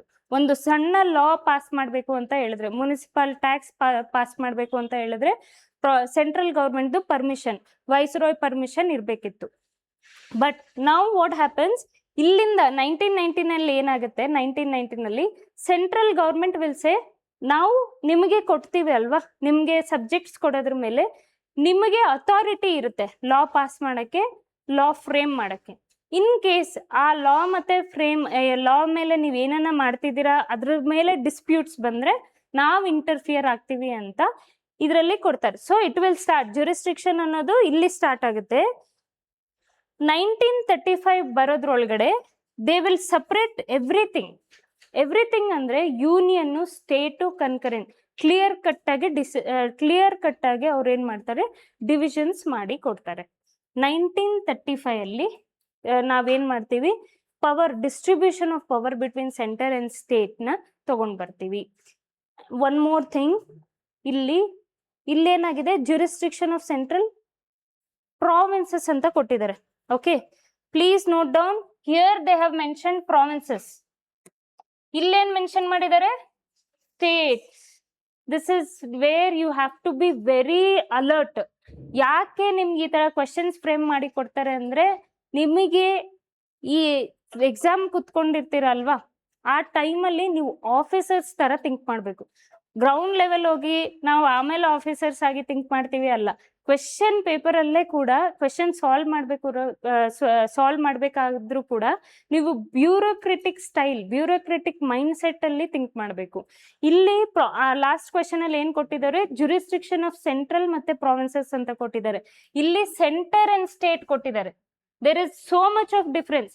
Centre and state ಬಂದಾಗ 1935 ಅಲ್ಲಿ ಸೆಂಟರ್ ಅಂಡ್ ಸ್ಟೇಟ್ ಬಂದಾಗ ಈ ತರ ಕ್ಲಿಯರ್ ಕಟ್ ಬೌಂಡ್ರೀಸ್ ಕೊಡ್ತಾರೆ. ಅರ್ಥ ಆಯ್ತಾ? 1935 ಅಲ್ಲಿ they will separate everything, union list, state list ಅನ್ನೋದು ಇಲ್ಲಿ ಬರುತ್ತೆ. ಸೊ 1919 ಅಲ್ಲಿ ಏನಾಗುತ್ತೆ, it is between central and provinces. ಅರ್ಥ ಆಗ್ತಾ ಇದೆ ಅಲ್ವಾ?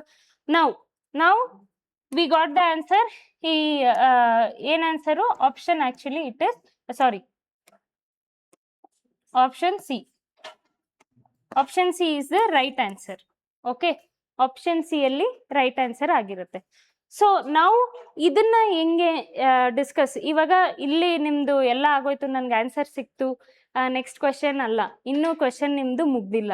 ಹೆಂಗೆ, ಯಾಕೆ ಇದೇ ತರ ಆಪ್ಷನ್ಸ್ ಕೊಟ್ಟಿದ್ದಾರೆ ಅಂತಾನು ಕೂಡ ತಿಳ್ಕೊಳ್ಳಿ. ಫಸ್ಟು ಏನ್ ಟ್ರಿಕ್ ಮಾಡಿದ್ದಾರೆ, ಇಲ್ಲಿ ಏನ್ ಟ್ರಿಕ್ ಕಾಣಿಸ್ತಾ ಇದೆ, ಯಾರನ್ನ ಎಕ್ಸಾಮ್ ಕುತ್ಕೊಂಡ್ರೆ ಫಸ್ಟ್ ನಾನು ಆಗ್ಲೇ ಹೇಳ್ದಂಗೆ ಇಂಡಿಯನ್ ಕಾನ್ಸ್ಟಿಟ್ಯೂಷನ್ ನೋಡಿದ ತಕ್ಷಣ ಇದನ್ನ ನಾವು ಮಾರ್ಕ್ ಮಾಡ್ತೀವಿ. This is the first trick they have used. And second trick, between this and this there is a lot of confusion. ಇವತ್ತು ಕ್ಲಾಸ್ ಕೇಳ್ಬೇಕಾದ್ರೆ ಎಷ್ಟು ಚೆನ್ನಾಗಿ ಅನ್ನಿಸ್ತಾ ಇದೆ, ಎವ್ರಿಥಿಂಗ್ ನಂಗೆ ಸಖತ್ತಾಗಿ ಗೊತ್ತಾಗ್ತಾ ಇದೆ ಎಲ್ಲ ಡಿವಿಷನ್ ಅಂತ. ಬಟ್ ಅಂಡರ್ ದ ಪ್ರೆಷರ್ ನೀವು UPSC ಕುತ್ಕೊಂಡ್ಬೇಕಾದ್ರೆ 3 hours ಕೊಟ್ಟಿರ್ತಾರೆ ಪ್ರಿಲಿಮ್ಸ್ಗೆ. ಆ ಪ್ರಿಲಿಮ್ಸ್ ಅಲ್ಲಿ ನೀವು ಕುತ್ಕೊಂಡು ಕ್ವೆಶನ್ ಹೆಂಗ್ ಓದ್ತೀರಾ ಅಂತ ಹೇಳಿದ್ರೆ, ನೀವು ಓದೋ ಕ್ವೆಶನ್ಸ್ ನಿಮ್ಗೆ ಕನ್ಫ್ಯೂಷನ್ ಆಗೋಗುತ್ತೆ. Though it is given questions ನಿಮ್ಗೆ ಕ್ಲಿಯರ್ ಆಗಿ ಕೊಟ್ಟಿದ್ರು ಕೂಡ there will be a lot of confusion. ಇದ ಅಂತ ನನಗೆ ಯೂಶಲ್ ಆಗಿ ಪ್ರಿಲಿಮ್ಸ್ ಅಲ್ಲಿ I lost marks, it is because of confusion ಯಾವಾಗ ಆಗುತ್ತೆ ಅಂತ ಹೇಳಿದ್ರೆ, ನಾವು ಯಾವಾಗ ಡಿಫ್ರೆನ್ಸಸ್ ಗೊತ್ತಿರಲ್ಲ, ಡಿಫ್ರೆನ್ಸಸ್ ಕ್ಲಿಯರ್ ಆಗಿ ನಮ್ಗೆ ಯಾವಾಗ ಗೊತ್ತಾಗಲ್ಲ, ಆವಾಗ ಕನ್ಫ್ಯೂಷನ್ಸ್ ಅನ್ನೋದು ಜಾಸ್ತಿ ಬರುತ್ತೆ. So that is why charter act ಓದ್ಬೇಕಾದ್ರೆ it is very important to make distinctions ಅಂದ್ರೆ ಈ ಚಾರ್ಟರ್ ಆಕ್ಟ್ಗೂ ಸಿಮಿಲರ್ ಆಗೇ ಇರುತ್ತೆ, ಸೇಮ್ ತರ ಇರುತ್ತೆ. ಬಟ್ ಏನ್ ಡಿಫ್ರೆನ್ಸ್ ಇದಕ್ಕೂ ಅನ್ನೋದು ತುಂಬಾ ಇಂಪಾರ್ಟೆಂಟ್ ನೋಡ್ಕೊಳಕ್ಕೆ. ಸೊ ಇಲ್ಲಿ ಏನ್ ಕೊಟ್ಟಿದ್ದಾರೆ, ಎಕ್ಸಾಮಿನರ್ ಮೈಂಡ್ ಸೆಟ್ ನೋಡಿ. ಫಸ್ಟ್ ಈ ಟ್ರಿಕ್ ಕೊಟ್ಟಿದ್ದಾರೆ. ಸೆಕೆಂಡ್ ಟ್ರಿಕ್ ಏನ್ ಕೊಟ್ಟಿದ್ದಾರೆ, ಮಾಂಟೆಗ್ಯೂ ಮತ್ತೆ government of India act.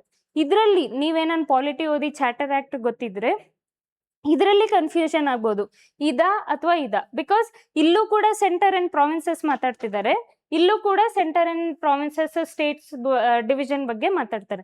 So there will be a confusion between this and this. So ಆಗ ಏನ್ ಮಾಡ್ಬೇಕು, ನೀವು ಹೆಂಗೆ ಈ 50-50ನ 100% ಹೆಂಗ್ ಮಾಡ್ಕೋಬಹುದು ಅಂತ ಹೇಳಿದ್ರೆ, observe the question, just observe the question. State in the Indian constitution. ಈ ಚಾರ್ಟರ್ ಆಕ್ಟ್ ಆದ್ಮೇಲೆ ಇದೇ ಬರೋದು, 1935 ಆದ್ಮೇಲೆ ಇದೇ ಬರುತ್ತೆ. ಸೊ ಸ್ಟೇಟ್ ಇನ್ ಇಂಡಿಯನ್ ಕಾನ್ಸ್ಟಿಟ್ಯೂಷನ್ ಅಂದ್ರೆ 1947ಗೆ ಹತ್ರ ಇರೋದು ಯಾವುದು? 1935. 1947 ಇಂದ ಕಾನ್ಸ್ಟಿಟ್ಯೂಷನ್ ಮಾತಾಡುತ್ತೆ. ಹತ್ರ ಯಾವ್ದಿದೆ ಅಂದ್ರೆ ಇದ್ರ states in Indian constitution which is the charter acts that is coming close to the independence, that will be the answer. ಅರ್ಥ ಆಗ್ತಾ ಇದೆಯಾ? ಯಾವ ಆಪ್ಷನ್ನು ನಿಮಗೆ 1947ಗೆ ಹತ್ರ ಇರುತ್ತೆ ಅಂದ್ರೆ which is the charter act that is. ಇವಾಗ ಇದನ್ನ ಸೇ for example, powers, division of powers between centre and state ಇಲ್ಲಿ ಮೆನ್ಷನ್ ಮಾಡಕ್ಕಾಗತ್ತಾ? ಇದು ಎಷ್ಟು ದೂರ ಇದೆ? 1909 1947ಗೆ ಎಷ್ಟು ದೂರ ಇದೆ ಅಲ್ವಾ? ಡಿವಿಷನ್ ಮಾಡಕ್ಕಾಗತ್ತಾ? ಆಲ್ರೆಡಿ ಡಿವಿಷನ್ ಆಗಿದೆ ಅಂದ್ರೆ ಪವರ್ಸ್ ಡಿಸ್ಟ್ರಿಬ್ಯೂಟ್ ಮಾಡ್ತಿದ್ದಾರೆ. ಬ್ರಿಟಿಷ್ ಅವ್ರು ಏನ್ ಮಾಡ್ತಿದ್ದಾರೆ? They don't wanted to be dominant. Now they wanted everyone to they wanted to give powers to everyone. Control ಅವ್ರದೇ ಇರಬೇಕು ಅಂತ ಇಲ್ಲ ಅಲ್ವಾ? ಸ್ವತಂತ್ರದ ಬಂದಾದ್ಮೇಲೆ ಸ್ವತಂತ್ರ ಕಾನ್ಸೆಪ್ಟ್ ಏನು? ನಮ್ಗೆ ಇಂಡಿಯನ್ಸ್ಗೆ ಪವರ್ ಕೊಡ್ಬೇಕು ಅಂತ. ಇಂಡಿಯನ್ಸ್ಗೆ ಪವರ್ ಎಲ್ಲಿ ಕೊಡ್ತಾರೆ? ಡಿವಿಷನ್ ಇಲ್ಲಿ ಮಾಡ್ತಿದ್ದಾರೆ ನೋಡಿ, ಸೆಂಟರ್ ಮತ್ತೆ state. So which will be the act near to it? Either this or this. ಇದು 1919 ಇನ್ನೂ ಸ್ವಲ್ಪ ದೂರ ಇದೆ. 1935 will be near to 1945. This logic you can use here. Okay, ಈ ತರ ಲಾಜಿಕ್ ಅಲ್ಲಿ ನೀವು ಪ್ರಿಲಿಮ್ಸ್ ನ ಕ್ಲಿಯರ್ ಮಾಡ್ಕೋಬಹುದು if you have confusion between this two. Questions ನ ಅರ್ಥ ಮಾಡ್ಕೊಳ್ಳಿ, ಹೆಂಗೆ ಯಾವ ತರ ಅಂತ ಹೇಳ್ಬಿಟ್ಟು. Understood this question? ಟ್ರಿಕ್ ಆಗಿ ಹೆಂಗೆ ಅವ್ರು ಟ್ರಿಕ್ ಆಗಿ ಕೊಟ್ಟಿದ್ರೆ ನಾವು ಲಾಜಿಕಲ್ಲಿ ಬೀಟ್ ಮಾಡೋಣ. That is how you will solve the question. Okay, next question. What is the next question? Next. Okay. Next question is, we'll read the question. Which one of the following acts of British India strengthened Viceroy authority over his executive council by substituting portfolio or departmental system for corporate functioning? Question ತುಂಬಾ lengthy ಆಗಿದೆ, ಅರ್ಥ ಆಗಲ್ಲ, ಹೆಂಗೆ ಏನು ಅಂತ confusion ಜಾಸ್ತಿ ಇದ್ಬಿಡುತ್ತೆ. Okay, ನಾವು what you can do, divide and rule. British divide and rule ಮಾಡ್ದಂಗೆ ನಾವು ಕ್ವೆಶನ್ನ ಡಿವೈಡ್ ಅಂಡ್ ಸಾಲ್ವ್ ಮಾಡೋಣ. Okay, so how will be divide ಹೆಂಗ್ ಮಾಡ್ತೀವಿ? Which one of the following ಬೇಡ. Acts of British India strengthen viceroy authority. First ಇದನ್ನ observe ಮಾಡಿ, viceroy authority. Second is executive council by substituting portfolio or departmental ಅಂತ ಇದೆ. ನೀವು at least ಇದಾದ್ರೂ mark ಮಾಡ್ಬೋದು, ಇಲ್ಲ ಪೋರ್ಟ್ಫೋಲಿಯೋ ಆದ್ರೂ ಮಾರ್ಕ್ ಮಾಡ್ಬೋದು. ಓಕೆ, ಈಗ ಹೆಂಗ್ ಸಾಲ್ವ್ ಮಾಡ್ತೀರಾ? ವೈಸ್ರಾಯ್ಸ್ ಅಥಾರಿಟಿ ಏನು? ವೈಸ್ರಾಯ್ ಅನ್ನೋದು ಯಾರು? ವೈಸ್ರಾಯ್ ಅನ್ನೋದು ಹೆಡ್ ಅಂದ್ರೆ ಏಜೆಂಟ್, ಬ್ರಿಟಿಷ್ ಏಜೆಂಟ್. ಅವರು ಇಂಡಿಯಾನ ನೋಡ್ಕೋತಾ ಇರೋದನ್ನ ಏನಂತ ಕರೀತಾರೆ? ವೈಸ್ರಾಯ್ ಅಥಾರಿಟಿ ಅಂತ ಕರೀತಾರೆ. ವೈಸ್ರಾಯ್ದು ಅಥಾರಿಟಿನೇ ಇಂಡಿಯಾದು ನೋಡ್ಕೊಳ್ಳೋದು. ಅಂದ್ರೆ ಬ್ರಿಟಿಷ್ ಅವರು ಇಂಡಿಯಾ ಕಾಲನೈಸ್ ಮಾಡ್ಕೊಂಡಿರ್ತಾರೆ, ಅದಕ್ಕೆ ಹೆಡ್ ಆಗಿ ಯಾರನ್ನ ನೇಮ್ ಮಾಡಿರ್ತಾರೆ? ವೈಸ್ರಾಯ್ನ ನೇಮ್ ಮಾಡಿರ್ತಾರೆ. ಅವ್ರಿಗೆ ಸಪೋರ್ಟ್ ಆಗಿ ಯಾರನ್ನ ಕೊಟ್ಟಿರ್ತಾರೆ? ಎಕ್ಸಿಕ್ಯೂಟಿವ್ ಕೌನ್ಸಿಲ್ ನ ಕೊಟ್ಟಿರ್ತಾರೆ. ನಾವು ಅಂಡರ್ಸ್ಟುಡ್ ವಿತ್ ದಿಸ್ ವೈಸ್ರಾಯ್ ಮತ್ತೆ ಎಕ್ಸಿಕ್ಯೂಟಿವ್ ಕೌನ್ಸಿಲ್. ಈಗ ಆಪ್ಷನ್ಸ್ ನೋಡ್ಕೊಳ್ಳೋಣ. ನಾವು ವಿ ರೆಡ್ ದ ಕ್ವೆಶನ್, ನಾವು will understand the option. Indian council act 1861, Indian council act 1892, 1858, 1909. ಇದರಲ್ಲಿ ನನಗೆ ಕನ್ಫ್ಯೂಷನ್, ನನಗೆ ಏನೂ ಗೊತ್ತಿಲ್ಲ ಇದರಲ್ಲಿ. 1858, 1861, 1892, 1909. ಸಿ 1909 ಇದರಲ್ಲಿ ಯಾವ್ದು ಆಡ್ ಅನ್ಸ್ಬೋದು ನಿಮ್ಗೆ? ಯಾವ್ದು ಆಡ್ ಇದೆ? ಆಪ್ಷನ್ ಡಿ ಆಡ್ ಅನ್ಸಲ್ವಾ? ಯಾಕೆಂದ್ರೆ ಇಲ್ಲಿ 18, 19 ಅಂತ ಕೊಟ್ಟಿದ್ದಾರೆ. ಓಕೆ, ಆಪ್ಷನ್ ನಾನೇನ್ ಮಾಡ್ತೀನಿ, ಜನರಲ್ ಆಗಿ ಎಲ್ಲ ಇದು ಆಕ್ಚುಯಲ್ ಆಗಿ there is a trick there is a trick. ಯಾವುದು ಆಡ್ ಇರುತ್ತೆ ಅಲ್ವಾ, either that question will be right or that option will be right or that option will be eliminated. ಇಲ್ಲಿ ಆಡಲ್ಲಿ ಯಾವ್ದಿರೋದು 1909. ಜನರಲ್ ಆಗಿ ಹೇಳ್ತಾ ಇದ್ದೀನಿ, ಅಲ್ಲಿ ಸಾಲ್ವ್ ಮಾಡ್ಬೇಕಾದ್ರೆ ಕ್ವಶನ್ ಪೇಪರ್ ಅಲ್ಲಿ ಸಾಲ್ವ್ ಮಾಡ್ಬೇಕಾದ್ರೆ ನಾನು ಇದು ಆಡ್ ಆಗಿದೆ ಅಂತ ಹೇಳ್ಬಿಟ್ಟು I will scratch it out. Okay, ಈಗ 61, 92, 1858. 1858 ನೋಡೋಣ. 1858 ಅಲ್ಲಿ ಏನಾಗುತ್ತೆ, ವೈಸ್ರಾಯ್ಗೆ ಕನ್ವರ್ಟ್ ಆಗ್ತಾರೆ. ಯಾರು? ಗವರ್ನರ್ ಜನರಲ್ ಆಫ್ ಇಂಡಿಯಾ ಅನ್ನೋದು ಯಾವ್ದಕ್ಕೆ ಶಿಫ್ಟ್ ಆಗುತ್ತೆ? ವೈಸ್ರಾಯ್ಗೆ ಶಿಫ್ಟ್ ಆಗುತ್ತೆ. ಎಕ್ಸಿಕ್ಯೂಟಿವ್ ಕೌನ್ಸಿಲ್ ಅವ್ರ ಸಪೋರ್ಟ್ಗೆ ಎಕ್ಸಿಕ್ಯೂಟಿವ್ ಕೌನ್ಸಿಲ್ ಅನ್ನೋದನ್ನು ಕೊಡ್ತಾರೆ. ಸೊ ಅದರಲ್ಲಿ ಮೇಜರ್ ಚೇಂಜಸ್ ಏನು ಬರಲ್ಲ. Okay, major changes I don't think so will come. ಇದರಲ್ಲಿ 1858 ಆಗಿದ ತಕ್ಷಣನೇ ಏನ್ ಮಾಡ್ತಾರೆ, viceroy positions, viceroy powers, viceroy executive council ಅಂದ್ರೆ ಹೆಡ್ ಆಗಿ ಇವ್ರು ಇರ್ಬೇಕು, ಅವ್ರಿಗೆ ಇಷ್ಟು ಪವರ್ಸ್ ಅಂತ ಕೊಟ್ಟಿರ್ತಾರೆ. ಆಯ್ತಾ? ನಾವು what they are speaking is, viceroy ಅಲ್ಲಿ ಎಕ್ಸಿಕ್ಯೂಟಿವ್ ಕೌನ್ಸಿಲ್ ಅನ್ನೋದನ್ನ ಸಬ್ಸ್ಟಿಟ್ಯೂಟ್ ಮಾಡ್ತಾರೆ. ಸಬ್ಸ್ಟಿಟ್ಯೂಟ್ ಅಂದ್ರೆ ಪವರ್ಸ್, ಎಕ್ಸಿಕ್ಯೂಟಿವ್ ಕೌನ್ಸಿಲ್ಗೆ ಪವರ್ಸ್ ಇರುತ್ತಲ್ವಾ, ಅದನ್ನ ಸಬ್ಸ್ಟಿಟ್ಯೂಟ್ ಮಾಡೋದು. ಸಬ್ಸ್ಟಿಟ್ಯೂಟ್ ಈ ಟೈಮಲ್ಲಿ ಆಗುತ್ತಾ? 1858 ಅಲ್ಲಿ ತುಂಬಾ ಕ್ಲಾಶಸ್ ನಡೀತಾ ಇರುತ್ತೆ. ಸಿಪಾಯಿ ಮ್ಯೂಟಿನಿ ಒಂದ್ ಕಡೆ ಇರುತ್ತೆ, ವಾರ್ ನಡೀತಿರುತ್ತೆ, ಎಲ್ಲ ಕಾಮ್ ಡೌನ್ ಮಾಡಬೇಕು. ಆ ಟೈಮಲ್ಲಿ substitution how does it work? ಇದು ಕೂಡ ಎಲಿಮಿನೇಟ್ ನಾನು ಮಾಡ್ತೀನಿ. Okay, B eliminated, D eliminated. 50-50. ಇಲ್ಲ 1861 ಇರುತ್ತೆ, ಇಲ್ಲ 1892.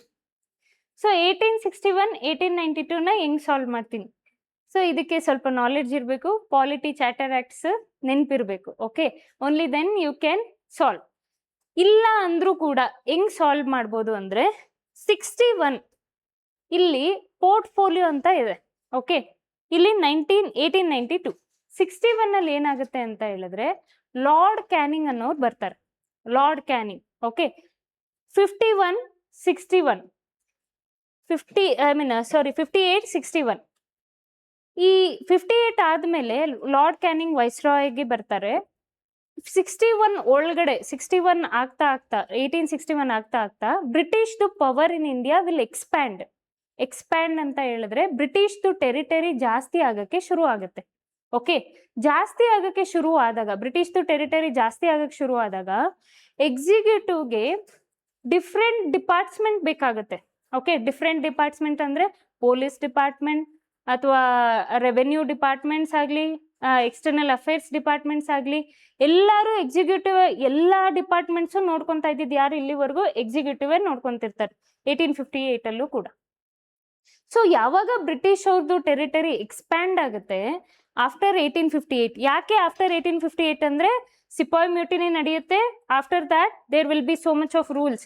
ಎಲ್ಲ ಸ್ಟೇಟ್ಸ್ನು ಎಲ್ಲ ಪ್ರಾವಿನ್ಸಸ್ನು ಏನ್ ಮಾಡ್ತಾರೆ, ಕಂಟ್ರೋಲ್ಗೆ ತಗೊಂತಾರೆ. ಬ್ರಿಟಿಷ್ ಅವರು ಕಂಟ್ರೋಲ್ಗೆ ತಗೋತಾ ಇರ್ತಾರೆ. ಸೊ ಅವರು ಟೆರಿಟರೀಸ್ ಎಕ್ಸ್ಪ್ಯಾಂಡ್ ಆಗ್ತಿರುತ್ತೆ. ವೆರಿ ಸೂನ್ ಎಕ್ಸ್ಪ್ಯಾಂಡ್ ಆಗ್ತಿರೋ ಟೆರಿಟರೀಸ್ನ ನೋಡ್ಕೊಳ್ಳೋಕ್ಕೆ ಎಕ್ಸಿಕ್ಯೂಟಿವ್ಗೆ ಆಗ್ತಿರಲ್ಲ. ಅದಕ್ಕೆ ಅಲ್ಲಿ ಚೇಂಜಸ್ ಬೇಕಾಗುತ್ತೆ. ಸೊ ಅಲ್ಲಿ ಚೇಂಜಸ್ ಬೇಕಾಗೋದಕ್ಕೋಸ್ಕರ ನೆಕ್ಸ್ಟ್ ಚಾರ್ಟರ್ ಆಕ್ಟ್ ಯಾವ್ದು ಪಾಸ್ ಮಾಡ್ತಾರೆ ಅಂದ್ರೆ 1861 ಅಲ್ಲಿ ಬರುತ್ತೆ.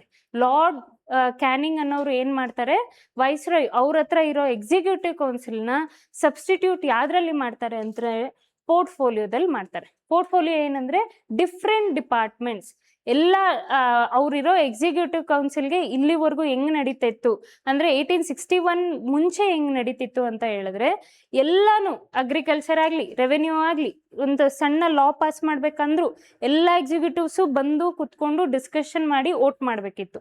ಸೊ ಈಗ ಏನಾಗುತ್ತೆ ಅಂದ್ರೆ 1861 ಆದ್ಮೇಲೆ ಏನಾಗುತ್ತೆ ಅಂದ್ರೆ ಎಲ್ಲರೂ ಅವ್ರವ್ರ ಡಿಪಾರ್ಟ್ಮೆಂಟ್ಸ್ ಅಲ್ಲಿ ಕುತ್ಕೊಂಡು ಅವ್ರಿಗೆ ಏನೇನ್ ಸಬ್ಜೆಕ್ಟ್ಸ್ ಕೊಟ್ಟಿರ್ತಾರೆ, ಸೇ for example tax, police, revenue, external affairs, ಇದನ್ನ ಕುತ್ಕೊಂಡು ಡಿಸ್ಕಷನ್ ಮಾಡಿ ವೋಟ್ ಮಾಡ್ತಾರೆ. ಸಪ್ರೇಟ್ ಆಗುತ್ತೆ. ಡಿವಿಷನ್ ಆಫ್ ಏನಂತ ಹೇಳ್ತಾರೆ, ಪವರ್ಸ್, ಲಾ ಪಾಸ್ ಮಾಡೋಕ್ಕೆ ಅಥಾರಿಟಿ ಆಗಲಿ ಅಥವಾ ವೋಟಿಂಗ್ ಆಗಲಿ, ಡಿಬೇಟ್ ಮಾಡೋದಕ್ಕಾಗ್ಲಿ ಒಟ್ಟಿಗೆ ಕುತ್ಕೊಂಡು ಮಾಡೋ ಬದಲು ಸಪ್ರೇಟ್ ಆಗಿ ಮಾಡ್ತಾರೆ. ಅರ್ಥ ಆಗ್ತಾ ಇದೆಯಾ? That will be passed in 1861. For this question to solve you need a little bit of charter acts knowledge. Okay, ನಾವು ಇದನ್ನ ಹೆಂಗೋ ಸಾಲ್ವ್ ಮಾಡಿದ್ವಿ. ಇದನ್ನ we came down to 50-50 options ಬಂತು. ಬಟ್ ಇಲ್ಲಿ ಸಾಲ್ವ್ ಮಾಡೋಕ್ಕೆ ನಿಮ್ಗೊಂಚೂರು ನಾಲೆಡ್ಜ್ ಬೇಕಾಗುತ್ತೆ. ಓಕೆ, ಸೊ ನಾವು ಈ ಕ್ವೆಶನ್ ಆಗೋಯ್ತಾ? ಇಲ್ಲ, ವೇಟ್. ನಾವು ಹೆಂಗೆ ಅಂತ ಹೇಳಿದ್ರೆ, ಈಗ ಈ ಕ್ವೆಶನ್ ಸಾಲ್ವ್ ಮಾಡಾದ್ಮೇಲೆ ಪೋರ್ಟ್ಫೋಲಿಯೋ ಅನ್ನೋದು ನೆನ್ಪಿಟ್ಕೊಳ್ಳೋದಕ್ಕೆ ಎಷ್ಟು ಈಸಿ ಅಲ್ವಾ? ಪೋರ್ಟ್ಫೋಲಿಯೋ ಅನ್ನೋದು ನೆನ್ಪಿಟ್ಕೊಳ್ಳೋದು ಎಷ್ಟು ಈಸಿ. ಈ ಕ್ವೆಶನ್ ಅಲ್ಲಿ ಇನ್ನೊಂದಿದೆ, ಏನಂತ ಹೇಳಿದ್ರೆ departmental system for corporate functioning. Departmental system for corporate functioning ನಿಮಗೆ ಸ್ಟ್ಯಾಂಡರ್ಡ್ ಟೆಕ್ಸ್ಟ್ ಬುಕ್ ಅಲ್ಲಿ ಈ ತರ ಕೊಟ್ಟಿರಲ್ಲ. ಓಕೆ, ಸ್ಟ್ಯಾಂಡರ್ಡ್ ಟೆಕ್ಸ್ಟ್ ಬುಕ್ ಅಲ್ಲಿ ಏನ್ ಮಾಡಿರ್ತಾರೆ ಅಂದ್ರೆ ಓನ್ಲಿ ಪೋರ್ಟ್ಫೋಲಿಯೋ ಸಿಸ್ಟಮ್ ಅಂತ ಕೊಟ್ಟಿರ್ತಾರೆ.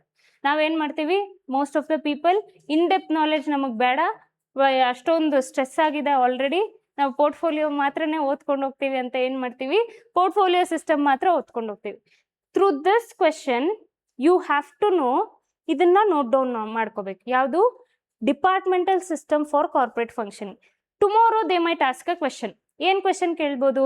ಇದೇ ಕ್ವೆಶನ್ ಕೊಟ್ಬಿಟ್ಟು ಪೋರ್ಟ್ಫೋಲಿಯೋ ಕ್ಯಾನ್ಸಲ್ ಮಾಡ್ತಾರೆ. ಇಲ್ಲ ಅಂದ್ರೆ under departmental system for corporate functioning what did viceroy do ಅಂತ ಕೇಳ್ತಾರೆ, ಅಥವಾ how was executive council organised ಅಂತ ಕೇಳ್ತಾರೆ. ಆವಾಗ ನಿಮ್ಗೆ ಕನ್ಫ್ಯೂಷನ್ ಆಗಬಾರ್ದು. ಸೊ ಈ ವರ್ಡಿಂಗ್ಸ್ ನ ನೆನ್ಪಿಟ್ಕೋಬೇಕು. ಅರ್ಥ ಆಯ್ತಾ? ಕ್ವೆಶನ್ಸ್ ಏನ್ ಮಾಡ್ತದೆ, ಕ್ವೆಶನ್ಸೇ ನಮಗೆ ಎಕ್ಸ್ಟ್ರಾ ನಾಲೆಡ್ಜ್ ಕಲಿಸ್ತಿದೆ ಇಲ್ಲಿ. Okay, so that is how you have to do. Coming back to options. Options ಅಲ್ಲಿ 1861 ಅಲ್ಲಿ ನೋಡ್ಕೊಳ್ಳಿ. 1861 ಅಲ್ಲಿ ಏನೇನ್ ಪ್ರಾವಿಷನ್ಸ್ ಇದೆ ರಿಲೇಟೆಡ್ ಟು ವೈಸ್ರಾಯ್ ಎಕ್ಸಿಕ್ಯೂಟಿವ್, ಏನ್ ಪವರ್ಸ್ ಇತ್ತು, ಹೆಂಗ್ ಚೇಂಜ್ ಆಯ್ತು ಅಂತ. ನೆಕ್ಸ್ಟ್ ಕಮಿಂಗ್ ಬ್ಯಾಕ್ ಟು 1858 ಅಲ್ಲಿ ಏನೇನಾಗುತ್ತೆ ನೋಡ್ಕೊಳ್ಳಿ, ಅದ್ರದ್ದು ಪ್ರಾವಿಷನ್ಸ್ ಬರ್ಕೊಳ್ಳಿ. ಅಂಡ್ 1892 ಅಲ್ಲಿ ವೈಸ್ರಾಯ್ ಮತ್ತೆ ಎಕ್ಸಿಕ್ಯೂಟಿವ್ ಕೌನ್ಸಿಲ್ಗೆ ಏನಾದ್ರೂ ಚೇಂಜಸ್ ಇತ್ತಾ? And coming back to again 1909 ಅಲ್ಲೂ ಕೂಡ ಏನಾನ ಚೇಂಜಸ್ ಇತ್ತಾ? ಈ ತರ ನೀವು ಬರ್ಕೊಂಡು ಹೋಗ್ಬೇಕು. This is how you will solve the questions. Okay, and ಈಗ ವೈಸ್ರಾಯ್ ಅಥಾರಿಟಿ ಅಂತ ನಾವು ಮಾತಾಡಿದ್ವಿ ಅಲ್ವಾ? Viceroy authority, executive council. Viceroy authority, executive council, ನೀವು ವೈಸ್ರಾಯ್ ಮಾತಾಡ್ತಿರ್ಬೇಕಾದ್ರೆ ವೈಸ್ರಾಯ್ ಅವ್ರ ಹಿಂದೆ ಯಾರಿದ್ರು, ಅದ್ರ ನೇಮ್ ಏನಿತ್ತು, ಅದರ ಹಿಂದೆ ನೇಮ್ ಏನಿತ್ತು, ಇನ್ ಡೀಟೇಲ್ ಆಗಿ ಈ ತರ ಬರ್ಕೋಬೇಕು. ನೆಕ್ಸ್ಟ್ ಎಕ್ಸಿಕ್ಯೂಟಿವ್ ಕೌನ್ಸಿಲ್ ಅನ್ನೋದು ಯಾವ ಚಾರ್ಟರ್ ಆಕ್ಟ್ ಇಂದ ಸ್ಟಾರ್ಟ್ ಆಯ್ತು, ಎಲ್ಲಿ ಇನ್ಕ್ರೀಸ್ ಆಯ್ತು, ಎಲ್ಲಿ ಡಿಕ್ರೀಸ್ ಆಯ್ತು, ಮತ್ತೆ ತಿರ್ಗಾ ಎಲ್ಲಿ ಇನ್ಕ್ರೀಸ್ ಆಗುತ್ತೆ. So this is how you will study and note down the questions. ಅರ್ಥ ಆಯ್ತಾ ಈ questions? Okay, next question is about Justice Supreme Court.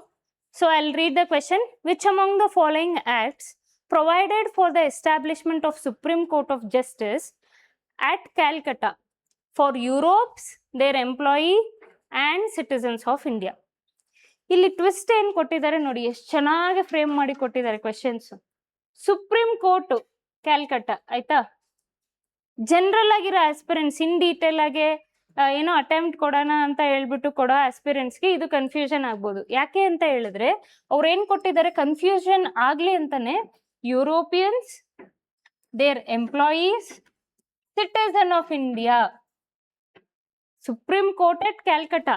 Okay, ಏನು following acts provided establishment of, ಯಾವ ಆಕ್ಟ್ ಇದರಲ್ಲಿ ಸುಪ್ರೀಂ ಕೋರ್ಟ್ನ ಎಸ್ಟಾಬ್ಲಿಷ್ ಮಾಡುತ್ತೆ ಕ್ಯಾಲ್ಕಟಾ, ಅದು ಯಾರ್ಯಾರನ್ನ ಡೀಲ್ ಮಾಡುತ್ತೆ ಅಂತ ಹೇಳಿದ್ರೆ Europeans, employees, citizens of India. ಇದರಲ್ಲಿ ಯಾವ ಆಪ್ಷನ್ಸ್ ಕರೆಕ್ಟು ಅಂತ ಕೊಟ್ಟಿದ್ದಾರೆ, ಯಾವ ಆಕ್ಟ್ ಈ ತರ ಮಾಡ್ತು ಅಂತ ಕೊಟ್ಟಿದ್ದಾರೆ. ಆಯ್ತಾ? ಸೊ ಕನ್ಫ್ಯೂಷನ್ ಆಗಕ್ಕೇನೆ ನಿಮ್ಗೆ Europeans, employees, citizen of India ಅಂತ ಕೊಟ್ಟಿರೋದು. Okay, yes. ಈಗ ಆಪ್ಷನ್ಸ್ ನೋಡ್ಕೊಳ್ಳೋದಾದ್ರೆ 1773, 1793, 1813, 1858. ಓಕೆ, 1858. ನಾವು ಈಗ ಹೆಂಗ್ ಸಾಲ್ವ್ ಮಾಡೋದಿದು, ಇದಕ್ಕೆ ಹೆಂಗೆ, how will I solve this question? ನನಗೆ 1773, 1793, 1813, 1858 ನೋ ನಾಲೆಡ್ಜ್, ಅದಕ್ಕೆ ಪೊಲಿಟಿ ನಾಲೆಡ್ಜ್ ಬೇಕು. ಓಕೆ, ಚಾರ್ಟರ್ ಆಕ್ಟ್ಸ್ ಓದಿರ್ಬೇಕು ಇದಕ್ಕೆ. ಓಕೆ, ಸೊ ಈಗ ಹೆಂಗ್ ಸಾಲ್ವ್ ಮಾಡಬೇಕು ಅಂತ ಹೇಳಿದ್ರೆ, ಫಸ್ಟು ಚಾರ್ಟರ್ ಆಕ್ಟ್ ಸ್ಟಾರ್ಟ್ ಮಾಡ್ಬೇಕಾದ್ರೆ 1773ನ ಅಬ್ಸರ್ವ್ ಮಾಡಿ. And also one trick that I have wanted to give you people, ಎಲ್ಲ ಕ್ವಶನ್ಸು ನಾಲೆಡ್ಜ್ ಮೇಲೆನೆ ನಾನು ಸಾಲ್ವ್ ಮಾಡಿಬಿಟ್ಟು ಕ್ಲಿಯರ್ ಮಾಡ್ತೀನಿ ಅನ್ನೋದು ಒಂದು ಮಿತ್ ನಿಮ್ದು, ಆಯ್ತಾ? Please don't go for that myth. ಏನಂದ್ರೆ ಎಲ್ಲ ಕ್ವಶನ್ಸು ನಾಲೆಡ್ಜ್ ಇಂದಾನೆ ಆಗುತ್ತೆ ಅಂತ ಅನ್ಕೊಳಕ್ ಹೋಗ್ಬೇಡಿ. There are certain tricks number 1 ಎಲ್ಲ ಕ್ಲಾಸಲ್ಲೂ ನಾನು ಶೇರ್ ಮಾಡ್ತೀನಿ. ಇವತ್ತಿನ ಕ್ಲಾಸಲ್ಲಿ trick, before we proceed this question, 1 trick ಏನಂದ್ರೆ, ಯಾವ ಕ್ವಶನ್ ನಿಮ್ಗೆ ತುಂಬಾ ಡಿಫಿಕಲ್ಟ್ ಅಂತ ಇರುತ್ತೆ ಅಲ್ವಾ, ತುಂಬಾ ಡಿಫಿಕಲ್ಟ್, ಗೊತ್ತೇ ಇರಲ್ಲ, ನಾಲೆಡ್ಜೇ ಇರಲ್ಲ, ಅಂಡ್ ಆ ಕ್ವಶನ್ ನೋಡಿದ್ರೆ ಎಲ್ಲ ಆಸ್ಪಿರೆಂಟ್ಸ್ಗೂ ಆ ಕ್ವಶನ್ ಡಿಫಿಕಲ್ಟಿ ಇರುತ್ತೆ ಅಂತ ಅನ್ಕೊಂತೀವಲ್ವಾ, that option would be either A or D, ಆಯ್ತಾ? A ಇರುತ್ತೆ ಇಲ್ಲ D ಇರುತ್ತೆ. Most of the toughest question will be either A or D. ಅದನ್ನ ನೋಡ್ಕೊಳ್ಳಿ, ಓಕೆ? ಅದನ್ನ ಹೆಂಗ್ ಸಾಲ್ವ್ ಮಾಡಬೇಕು ಅಂತ ಮುಂದೆ ದಿನಗಳಲ್ಲಿ ನಾನು ಹೇಳ್ಕೊಡ್ತೀನಿ. Coming back to this question, ಈ ಚಾರ್ಟರ್ ಆಕ್ಟ್ ಅಲ್ಲಿ ರೆಗ್ಯುಲೇಟಿಂಗ್ ಆಕ್ಟ್ ಅಂತ ಕೊಟ್ಟಿದ್ದಾರೆ. C, regulating act 1773, 1813, 1973, 1815, 1858. ಬ್ರಿಟಿಷ್ ಅವ್ರು ಬಂದಾಗ ಕರಪ್ಷನ್ಸ್ ಜಾಸ್ತಿ ಮಾಡಿರ್ತಾರೆ, ಆಯ್ತಾ? ರೆಗ್ಯುಲೇಟಿಂಗ್ ಆಕ್ಟ್ ಪಾಸ್ ಮಾಡಕ್ಕೆ ಕಾರಣನೇ corruptions and British will be in a debt ಅಂದ್ರೆ ಸಾಲಗಳು ಜಾಸ್ತಿ ಆಗಿರುತ್ತೆ, ಲಾಸ್ ಅಲ್ಲಿ ನಡೀತಾ ಇರುತ್ತೆ ಕರಪ್ಷನ್ ಇಂದ. ಸೊ ಅದನ್ನ ರೆಗ್ಯುಲೇಟ್ ಮಾಡಕ್ಕೆ ಚಾರ್ಟರ್ ಆಕ್ಟ್ 1773 ನ ಪಾಸ್ ಮಾಡ್ತಾರೆ. ಚಾರ್ಟರ್ ಆಕ್ಟ್ 1773 ನ. With this charter acts comes the supreme court establishment at ಕ್ಯಾಲ್ಕಟ್ಟಾದಲ್ಲಿ ಸುಪ್ರೀಂ ಕೋರ್ಟ್ ನ ಎಸ್ಟಾಬ್ಲಿಷ್ ಮಾಡಬೇಕು ಅಂತ ಹೇಳ್ತಾರೆ. ಯಾಕೆ ಹೇಳ್ತಾರೆ ಅಂದ್ರೆ, ಸುಪ್ರೀಂ ಕೋರ್ಟ್ ಅಲ್ಲಿ ಡಿಸ್ಪ್ಯೂಟ್ಸ್ ಏನಾದ್ರು ಇಂಡಿಯನ್ಸ್ಗೆ ಮತ್ತೆ ಬ್ರಿಟಿಷ್ ಅವ್ರಿಗೆ ಬಂದ್ರೆ, ಅಥವಾ ಬ್ರಿಟಿಷ್ ಅಲ್ಲಿ ಮಾಡ್ತಾ ಇರೋ ಬ್ರಿಟಿಷ್ ಎಂಪ್ಲಾಯೀಸ್ ಇರ್ತಾರಲ್ಲ ಅವ್ರ ಮಧ್ಯೆ ಏನಾದ್ರೂ ಡಿಸ್ಪ್ಯೂಟ್ಸ್ ಬಂದ್ರೆ, ಅಥವಾ ಯುರೋಪಿಯನ್ಸ್ ಲಂಡನ್ ಇಂದ ಬಂದ್ಬಿಟ್ಟು ಇಂಡಿಯಾದಲ್ಲಿ ಇರ್ತಾರಲ್ವಾ ಅವ್ರ ಮಧ್ಯೆ ಏನಾರ ಡಿಸ್ಪ್ಯೂಟ್ಸ್ ಬಂದ್ರೆ, ಡಿಸ್ಪ್ಯೂಟ್ಸ್ ನ ಯಾರು ಸಾಲ್ವ್ ಮಾಡ್ತಾ ಇದ್ರು? ಸುಪ್ರೀಂ ಕೋರ್ಟ್ ಅವ್ರನ್ನ ಸಾಲ್ವ್ ಮಾಡ್ತಾ ಇದ್ರು. ಓಕೆ, ಅದಕ್ಕೋಸ್ಕರ ರೆಗ್ಯುಲೇಟಿಂಗ್ ಆಕ್ಟ್ ನ ಪಾಸ್ ಮಾಡಿದ್ದು. ಏನಕ್ಕೆ ಅಂದ್ರೆ, ಇದನ್ನೆಲ್ಲ ಡೀಲ್ ಮಾಡಕ್ಕೆ, ಡಿಸ್ಪ್ಯೂಟ್ಸ್ ನ ಡೀಲ್ ಮಾಡಕ್ಕೆ, ಕರಪ್ಷನ್ ರಿಲೇಟೆಡ್ ಕೇಸಸ್ ನ ಡೀಲ್ ಮಾಡೋದಕ್ಕೆ, ಆರ್ ಸಮ್ ಅದರ್ ಡಿಸ್ಪ್ಯೂಟ್ಸ್ ನ ಡೀಲ್ ಮಾಡೋದಕ್ಕೆ ರೆಗ್ಯುಲೇಟಿಂಗ್ ಆಕ್ಟ್ ಅಲ್ಲಿ ಬೇಕಿತ್ತು. ಅದಕ್ಕೋಸ್ಕರ ರೆಗ್ಯುಲೇಟಿಂಗ್ ಆಕ್ಟ್ ನ ಪಾಸ್ ಮಾಡ್ತಾರೆ. 1773 will be the right option in this. For this you need a knowledge. You will not understand supreme court ಅನ್ನೋದು ಎಲ್ಲಿ ಎಸ್ಟಾಬ್ಲಿಷ್ ಮಾಡಿದ್ರು ಅಂತ. ಇದು ಚಾರ್ಟರ್ ಆಕ್ಟ್ ಓದ್ಕೊಳ್ಳೇಬೇಕಾಗುತ್ತೆ, ಇದು ಹಂಗೆ ಸಾಲ್ವ್ ಮಾಡಕ್ ಆಗಲ್ಲ. Okay, now coming back to options ಹೆಂಗ್ ಕೊಟ್ಟಿದ್ದಾರೆ? 1793, 1813, 1858. ನೋಟ್ ದಟ್ ಈ 1861, ಓಕೆ, ಇದ್ಯಾವುದು? 1773 ಅಲ್ಲಿ ಸುಪ್ರೀಂ ಕೋರ್ಟ್ ಅನ್ನೋದು ಕ್ಯಾಲ್ಕಟ್ಟಾದಲ್ಲಿ ಇರುತ್ತೆ. Okay, and after that comes 18 ಇದೆ ಅಲ್ವಾ, 1860 ಅಲ್ಲಿ ಅಂಡ್ ಸಮ್ ಅದರ್ ಇಯರ್ಸ್ ಅಲ್ಲಿ ಕ್ಯಾಲ್ಕಟ್ಟಾ, ಮಡ್ರಾಸ್, ಬಾಂಬೆ, ಇಲ್ಲೂ ಕೂಡ ಏನಾಗುತ್ತೆ? ಸುಪ್ರೀಂ ಕೋರ್ಟ್ಸ್ ಅನ್ನೋದು ಎಸ್ಟಾಬ್ಲಿಷ್ ಆಗುತ್ತೆ. ಓಕೆ, ಅದರ್ ಪ್ರಾವಿನ್ಸಸ್ ಅಲ್ಲೂ ಕೂಡ ಕೋರ್ಟ್ಸ್ ಅನ್ನೋದು ಎಸ್ಟಾಬ್ಲಿಷ್ ಆಗುತ್ತೆ. ಕೋರ್ಟ್ಸ್ ಜೊತೆಗೆ say for example Bombay. Okay, ಬಾಂಬೆದಲ್ಲಿ ಕೋರ್ಟ್ ಎಸ್ಟಾಬ್ಲಿಷ್ ಆಗುತ್ತೆ. Along with that there will be other minor courts. Okay, minor ಕೋರ್ಟ್ಸ್ಗೆ ಮತ್ತೆ ಬಾಂಬೆದಲ್ಲಿರೋ ಹೈಕೋರ್ಟ್ಸ್ಗೆ ಡಿಸ್ಪ್ಯೂಟ್ಸ್ ನಡೀತಿರುತ್ತೆ. ಓಕೆ, ಈ ಡಿಸ್ಪ್ಯೂಟ್ಸ್ ನ ನಡೆಯೋದನ್ನ ನಿಲ್ಲಿಸೋದಕ್ಕೋಸ್ಕರ 1861 ಅಲ್ಲಿ ಎಲ್ಲಾ ಕೋರ್ಟ್ಸ್ ನ ಮರ್ಜ್ ಮಾಡ್ತಾರೆ. ಓಕೆ, ಎಲ್ಲಾ ಕೋರ್ಟ್ಸ್ ನ ದೇ ವಿಲ್ ಮರ್ಜ್ ಅಂದ್ರೆ ಮಡ್ರಾಸ್ ಅಲ್ಲಿ, ಬಾಂಬೆದಲ್ಲಿ, ಕ್ಯಾಲ್ಕಟ್ಟಾದಲ್ಲಿ ಇರೋ ಎಲ್ಲಾ ಕೋರ್ಟ್ಸ್ ನೂ ಕೂಡ ಮರ್ಜ್ ಮಾಡಿ ಇಡ್ತಾರೆ. ಯಾವಾಗ ಆಗುತ್ತೆ ಅಂತ ಹೇಳಿದ್ರೆ 1861 ಅಲ್ಲಿ ಅದಾಗತ್ತೆ. ಓಕೆ, ಅಂಡ್ 1937 ಅಲ್ಲಿ ಫೆಡರಲ್ ಕೋರ್ಟ್ ಅಂತ ಬರುತ್ತೆ. Okay, federal court and privy council. Please note this point, they might ask this question. ಅಂದ್ರೆ ಇವಾಗ ಮುಂಚೆ ಏನಿತ್ತು? ಫಸ್ಟ್ ಬರೀ ಸುಪ್ರೀಂ ಕೋರ್ಟು ಕ್ಯಾಲ್ಕಟ್ಟಾದಲ್ಲಿ ಇತ್ತು ಅಷ್ಟೇ, ಆಯ್ತಾ? ಅದಾದ್ಮೇಲೆ ಏನಾಯ್ತು? ಬರೋ ಇಯರ್ಸ್ ಅಲ್ಲಿ ಬೇರೆ ಬೇರೆ ಪ್ರಾವಿನ್ಸಸ್ ಅಲ್ಲೂ ಕೂಡ ಕೋರ್ಟ್ ಅನ್ನೋದನ್ನ ಎಸ್ಟಾಬ್ಲಿಷ್ ಮಾಡ್ತಾರೆ. ಈ ಡಿಸ್ಪ್ಯೂಟ್ಸ್ನ ನಿಲ್ಸೋದಕ್ಕೋಸ್ಕರ ಏನು ಮಾಡ್ತಾರೆ, 1861 ಅಲ್ಲಿ ಬಾಂಬೆ, ಮಡ್ರಾಸ್, ಬೆಂಗಾಲ್ ಈ ಯಾವ ಪ್ರಾವಿನ್ಸಸ್ ಅಲ್ಲಿ ಕೋರ್ಟ್ಸ್ ಇರುತ್ತೆ ಅಲ್ವಾ, ಅದನ್ನೆಲ್ಲಾನು ಏನು ಮಾಡ್ಬಿಟ್ಟು ಮರ್ಜ್ ಮಾಡ್ಬಿಟ್ಟು ಒಂದು ಕೋರ್ಟ್ ಅಂತ ಡಿಕ್ಲೇರ್ ಮಾಡ್ತಾರೆ. ಅದಾದ್ಮೇಲೆ 1935 ಆಕ್ಟ್ ಪ್ರಕಾರ ಫೆಡರಲ್ ಕೋರ್ಟ್ನ ಎಸ್ಟಾಬ್ಲಿಷ್ ಮಾಡಬೇಕು ಅಂತ ಪಾಸ್ ಮಾಡ್ತಾರೆ. ಅದು ಯಾವಾಗ ಬರುತ್ತೆ ಅಂದ್ರೆ 1937 ಅಲ್ಲಿ ಬರುತ್ತೆ ಫೆಡರಲ್ ಕೋರ್ಟ್. ಅದಾದ್ಮೇಲೆ ಅದ್ರ ಜೊತೆಗೆ ಪ್ರಿವ್ಯೂ ಕೌನ್ಸಿಲ್ ಅಂತ ಇರುತ್ತೆ. ವಾಟ್ ಡಸ್ ಪ್ರಿವ್ಯೂ ಕೌನ್ಸಿಲ್ ಸೇ? ಈ ಬಿಫೋರ್ ಇಂಡಿಪೆಂಡೆನ್ಸ್ 2 ಕೋರ್ಟ್ ಇತ್ತು. ಈಗ ಏನ್ ಕೋರ್ಟ್ ಇದೆ? ಹೈಕೋರ್ಟ್ಸ್ ಇದೆ, ಸುಪ್ರೀಂ ಕೋರ್ಟ್ ಇದೆ. ಹೈಯೆಸ್ಟ್ ಕೋರ್ಟ್ ನಮ್ಮಲ್ಲಿ ಯಾವುದು? ಇಂಡಿಯಾದಲ್ಲಿ supreme court. But back then ಅಂದ್ರೆ ಬ್ರಿಟಿಷ್ ರೂಲ್ ಮಾಡ್ತಿರ್ಬೇಕಾದ್ರೆ ಹೈಯೆಸ್ಟ್ ಕೋರ್ಟ್ ಯಾವ್ದಿತ್ತು ಅಂದ್ರೆ ಪ್ರಿವ್ಯೂ ಕೌನ್ಸಿಲ್ ಇಂಡಿಯಾದಲ್ಲಿ ಇರ್ಲಿಲ್ಲ, ಲಂಡನ್ ಅಲ್ಲಿ ಇತ್ತು. ಓಕೆ, ಫೆಡರಲ್ ಕೋರ್ಟ್ ಅಲ್ಲಿ ಫಾರ್ ಎಕ್ಸಾಂಪಲ್ ಕೇಸಸ್ ಏನಾದ್ರು ಫೆಡರಲ್ ಕೋರ್ಟ್ ಅಲ್ಲಿ ಇಂಜಸ್ಟಿಸ್ ಪ್ರಕಾರ ಏನಾದ್ರು ಲೈಕ್ ವರ್ಡಿಕ್ಟ್ ಪಾಸ್ ಮಾಡಿದ್ರೆ, ವರ್ಡಿಕ್ಟ್ ಏನಾದ್ರು ಸರಿಯಾಗಿ ಬಂದಿಲ್ಲ ಅಂದ್ರೆ ಅವ್ರು ಏನ್ ಮಾಡ್ಬೇಕಾಗಿತ್ತು? ಪ್ರಿವ್ಯೂ ಕೌನ್ಸಿಲ್ಗೆ ಹೋಗ್ಬೇಕಾಗಿತ್ತು. ಎಲ್ಲಿ? ಲಂಡನ್ ಅಲ್ಲಿ. ಓಕೆ, ಸೊ ಈ ತರ ಇತ್ತು. ಅಂಡ್ ಕಾನ್ಸ್ಟಿಟ್ಯೂಷನ್ ಅಡಾಪ್ಟ್ ಮಾಡ್ಬೇಕಾದ್ರೆ 1949 ಅಲ್ಲಿ ಪ್ರಿವ್ಯೂ ಕೌನ್ಸಿಲ್ನ ಅಬಾಲಿಷ್ ಮಾಡ್ತಾರೆ. ಓಕೆ, ಪ್ರಿವ್ಯೂ ಕೌನ್ಸಿಲ್ನ ಅಬಾಲಿಷ್ ಮಾಡ್ಬಿಟ್ಟು ಸುಪ್ರೀಂ ಕೋರ್ಟ್ ನ ಎಸ್ಟಾಬ್ಲಿಷ್ ಮಾಡ್ತಾರೆ.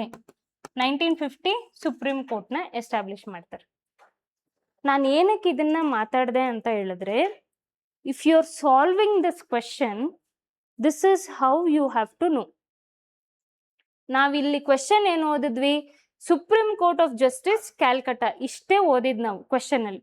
ಬಟ್ ಇನ್ಫಾರ್ಮೇಶನ್ ಎಲ್ಲಿವರೆಗೂ ನಾವು ತಗೋಬೇಕು ಅಂದ್ರೆ ಸುಪ್ರೀಂ ಕೋರ್ಟ್ ಅಂದ್ರೆ ಪೋಸ್ಟ್ ಇಂಡಿಪೆಂಡೆನ್ಸ್ ಬರೋವರೆಗೂ ಕೋರ್ಟ್ ಹೆಂಗಿತ್ತು, ಏನೇನಾಯ್ತು, ಹಿಸ್ಟ್ರಿದು ತಗೋಬೇಕು. ಹಿಸ್ಟ್ರಿನ ನಾವು ಕಲೆಕ್ಟ್ ಮಾಡ್ಕೋಬೇಕು information. So tomorrow they will ask you question regarding privy council. Privy council ಏನು ಅಂತ ಕೇಳ್ತಾರೆ. ಪ್ರಿವ್ಯೂ ಕೌನ್ಸಿಲ್ ಯಾವ ಆಕ್ಟ್ ಪ್ರಕಾರ ಇತ್ತು ಅಂತ ಕೇಳ್ತಾರೆ. ಫೆಡರಲ್ ಕೋರ್ಟ್ ಯಾವ ಆಕ್ಟ್ ಪ್ರಕಾರ ಬಂತು ಅಂತ ಕೇಳ್ತಾರೆ. ನೆಕ್ಸ್ಟ್ ಕ್ವೆಶನ್ ಕೇಳಿದರೆ ಕೂಡ some questions they have asked. Federal court ನಮ್ಮ ಇಂಡಿಯಾದಲ್ಲಿ ಬಿಫೋರ್ ಇಂಡಿಪೆಂಡೆನ್ಸ್ ಬ್ರಿಟಿಷ್ ಟೈಮಲ್ಲಿ ಫೆಡರಲ್ ಕೋರ್ಟ್ ಏನು was it a highest court ಅಂತ ಕೇಳ್ತಾರೆ. ಯಾವ ಆಕ್ಟ್ ಕೆಳಗಡೆ ಫೆಡರಲ್ ಕೋರ್ಟ್ ಅನ್ನೋದು ಬಂತು ಬ್ರಿಟಿಷ್ ಟೈಮಲ್ಲಿ ಅಂತ ಕೇಳ್ತಾರೆ. 1935 ಅಲ್ಲಿ ಬಂದಿದ್ದು, ಬಟ್ ಎಸ್ಟಾಬ್ಲಿಷ್ ಆಗಿದ್ದು 1937. 1935 ಆಕ್ಟ್ ಅಲ್ಲೂ ಕೂಡ ಏನ್ ಮಾಡ್ತಾರೆ, ಕನ್ಫ್ಯೂಷನ್ ಮಾಡೋದಕ್ಕೋಸ್ಕರ 1935 1937 ಆಪ್ಷನ್ ಕೊಡ್ತಾರೆ. ಇಟ್ಸ್ ಆಕ್ಚುಲಿ 1935 ಆಕ್ಟ್ ಪ್ರಕಾರ ಫೆಡರಲ್ ಕೋರ್ಟ್ ಅನ್ನೋದು ಬಂದಿದ್ದು. ಓದಿದ್ದಿಷ್ಟು, ಕಲೆಕ್ಟ್ ಮಾಡಿದ ಇನ್ಫಾರ್ಮೇಶನ್ ಇಷ್ಟು. So this is how you have to solve the question paper. ಅರ್ಥ ಆಗ್ತಾ ಇದೆಯಾ? ಸುಪ್ರೀಂ ಕೋರ್ಟ್ ಬಂದಿದ ತಕ್ಷಣ ಓಕೆ ಈ ಚಾರ್ಟರ್ ಆಕ್ಟ್ ಅಲ್ಲಿ ಇದು ಆಪ್ಷನ್ ಅಂತ ಹೇಳ್ಬಿಟ್ಟು ನಿಲ್ಸೋದಲ್ಲ. ಅರ್ಥ ಆಯ್ತಾ? ಈ ತರ ಕಲೆಕ್ಟ್ ಮಾಡಿ ಆದ್ಮೇಲೆ ಈ ಕ್ವೆಶನ್ ಮುಗೀತಾ? ಇಲ್ಲ, wait. Charter act 1793.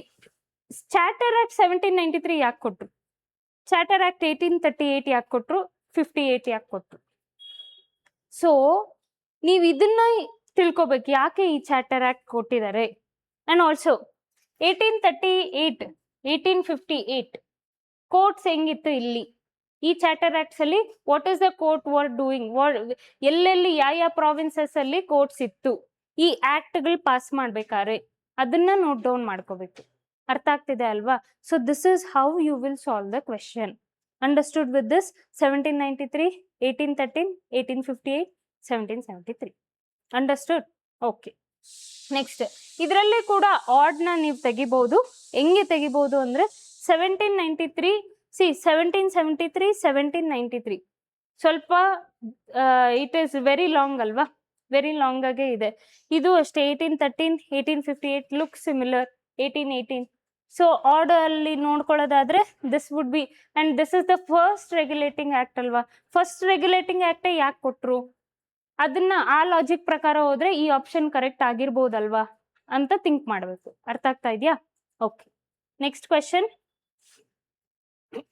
Okay, next question deals, first I'll read the question. Which one among the following acts first made the provision for the allocation of 1 lakh rupees for the promotion of education and science in India? Confuse ಆಗಬೇಡಿ. C ಇದರಲ್ಲಿ most tricky ಅಂದ್ರೆ ಇದೆ. ಇದರಲ್ಲಿ ಎಲ್ಲ ಈ ಕೊಟ್ಟಿರೋ ಎಲ್ಲ charter acts ಅಲ್ಲೂ ಎಜುಕೇಶನ್ ಬಗ್ಗೆ ಮಾತಾಡಿದ್ದಾರೆ. Okay, education missionaries, funding for education ಕೂಡ ಕೊಟ್ಟಿದ್ದಾರೆ. ಓಕೆ, ಸೊ ಇಲ್ಲಿ ಏನ್ ಕೊಟ್ಟಿದ್ದಾರೆ, ಯಾವ act allocation of 1 lakh rupees 1 lakh rupees ಅನ್ನೋದು ಯಾವ ಆಕ್ಟ್ ಅಲ್ಲಿ ಪಾಸ್ ಮಾಡಿದ್ರು ಫಾರ್ ಎಜುಕೇಶನ್, ಯಾರಿಗೆ ಕೊಡಕ್ಕೆ, ಇಂಡಿಯನ್ಸ್ಗೆ ಕೊಡಕ್ಕೆ. ಓಕೆ, ಯಾವ ಆಕ್ಟ್ ಅಲ್ಲಿ ಪಾಸ್ ಮಾಡಿದ್ರು ಅಂತ ಕೊಟ್ಟಿದ್ದಾರೆ. 1793 ಆಯ್ತಾ. ಯೂಶಲಿ ಏನಾಗುತ್ತೆ, the correct option actually is 1813. ಹೆಂಗೆ ಕರೆಕ್ಟ್ ಆಪ್ಷನ್ ಇಸ್ 1813. 1813 ಅಲ್ಲಿ ಫಸ್ಟ್ 1813 ಅಲ್ಲಿ ಎಜುಕೇಶನ್ ಇಂಡಿಯನ್ಸ್ಗೆ ಕೊಡಬೇಕು ಅಂತ ಹೇಳ್ತಾರೆ. ಓಕೆ, ಇಂಡಿಯನ್ಸ್ಗೆ ಎಜುಕೇಶನ್ ಕೊಡಬೇಕು ಅಂತ ಫಸ್ಟ್ ಮಾತಾಡೋದು ಎಲ್ಲಿ ಅಂದ್ರೆ 1813. ಇಂಡಿಯನ್ಸ್ಗೆ ಎಜುಕೇಶನ್ ಕೊಡ್ಬೇಕಂದ್ರೆ ಅಮೌಂಟ್ ಆಫ್ 1 lakh rupees ಎತ್ತಿಡ್ಬೇಕು. ಇದೆಲ್ಲಾನು ಎಲ್ಲಿರುತ್ತೆ, 1813 ಅಲ್ಲಿ. ನೋಟ್ ದಿಸ್ ಪಾಯಿಂಟ್, 1813 ಅಲ್ಲಿ it will be only on papers. Okay, action ಇರಲ್ಲ, ಓನ್ಲಿ ಆನ್ ಪೇಪರ್ಸ್ ಅಲ್ಲಿ ಡಿಸ್ಕಷನ್ ಇರುತ್ತೆ. ಏನಂತ ಹೇಳಿದ್ರೆ ಇಂಡಿಯನ್ಸ್ಗೆ ಎಜುಕೇಶನ್ ಕೊಡಬೇಕು. To promote that education we are spending 1 lakh rupees ಅಂತ ಹೇಳ್ಬಿಟ್ಟು ಯಾವಾಗ ಹೇಳ್ತಾರೆ ಅಂದ್ರೆ 1813 ಅಲ್ಲಿ ಮಾತಾಡ್ತಾರೆ. ಓಕೆ, 1833 ಅಲ್ಲಿ there is a confusion. People who have studied 1813, 1833, there is a lot of confusion. ಇಲ್ಲಿ ಕೂಡ ವುಡ್ಸ್ ಡಿಸ್ಪ್ಯಾಚ್ ಅಂತ ಬರುತ್ತೆ. Wood's dispatch 1854.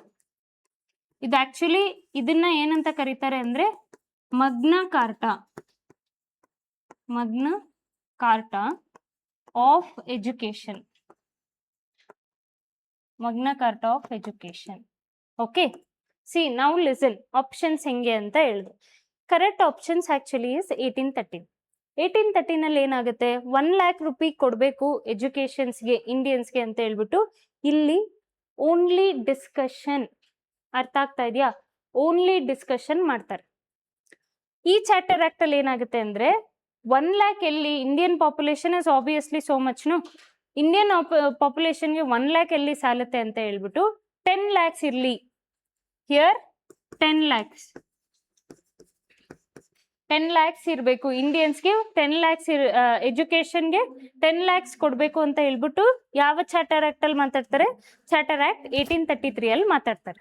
ಓಕೆ, 53 ಅಲ್ಲಿ they won't talk about charter act, but following year ಅಂದ್ರೆ 1854 ಅಲ್ಲಿ ಎಜುಕೇಶನ್ ರಿಫಾರ್ಮ್ ನಡೆಯುತ್ತೆ.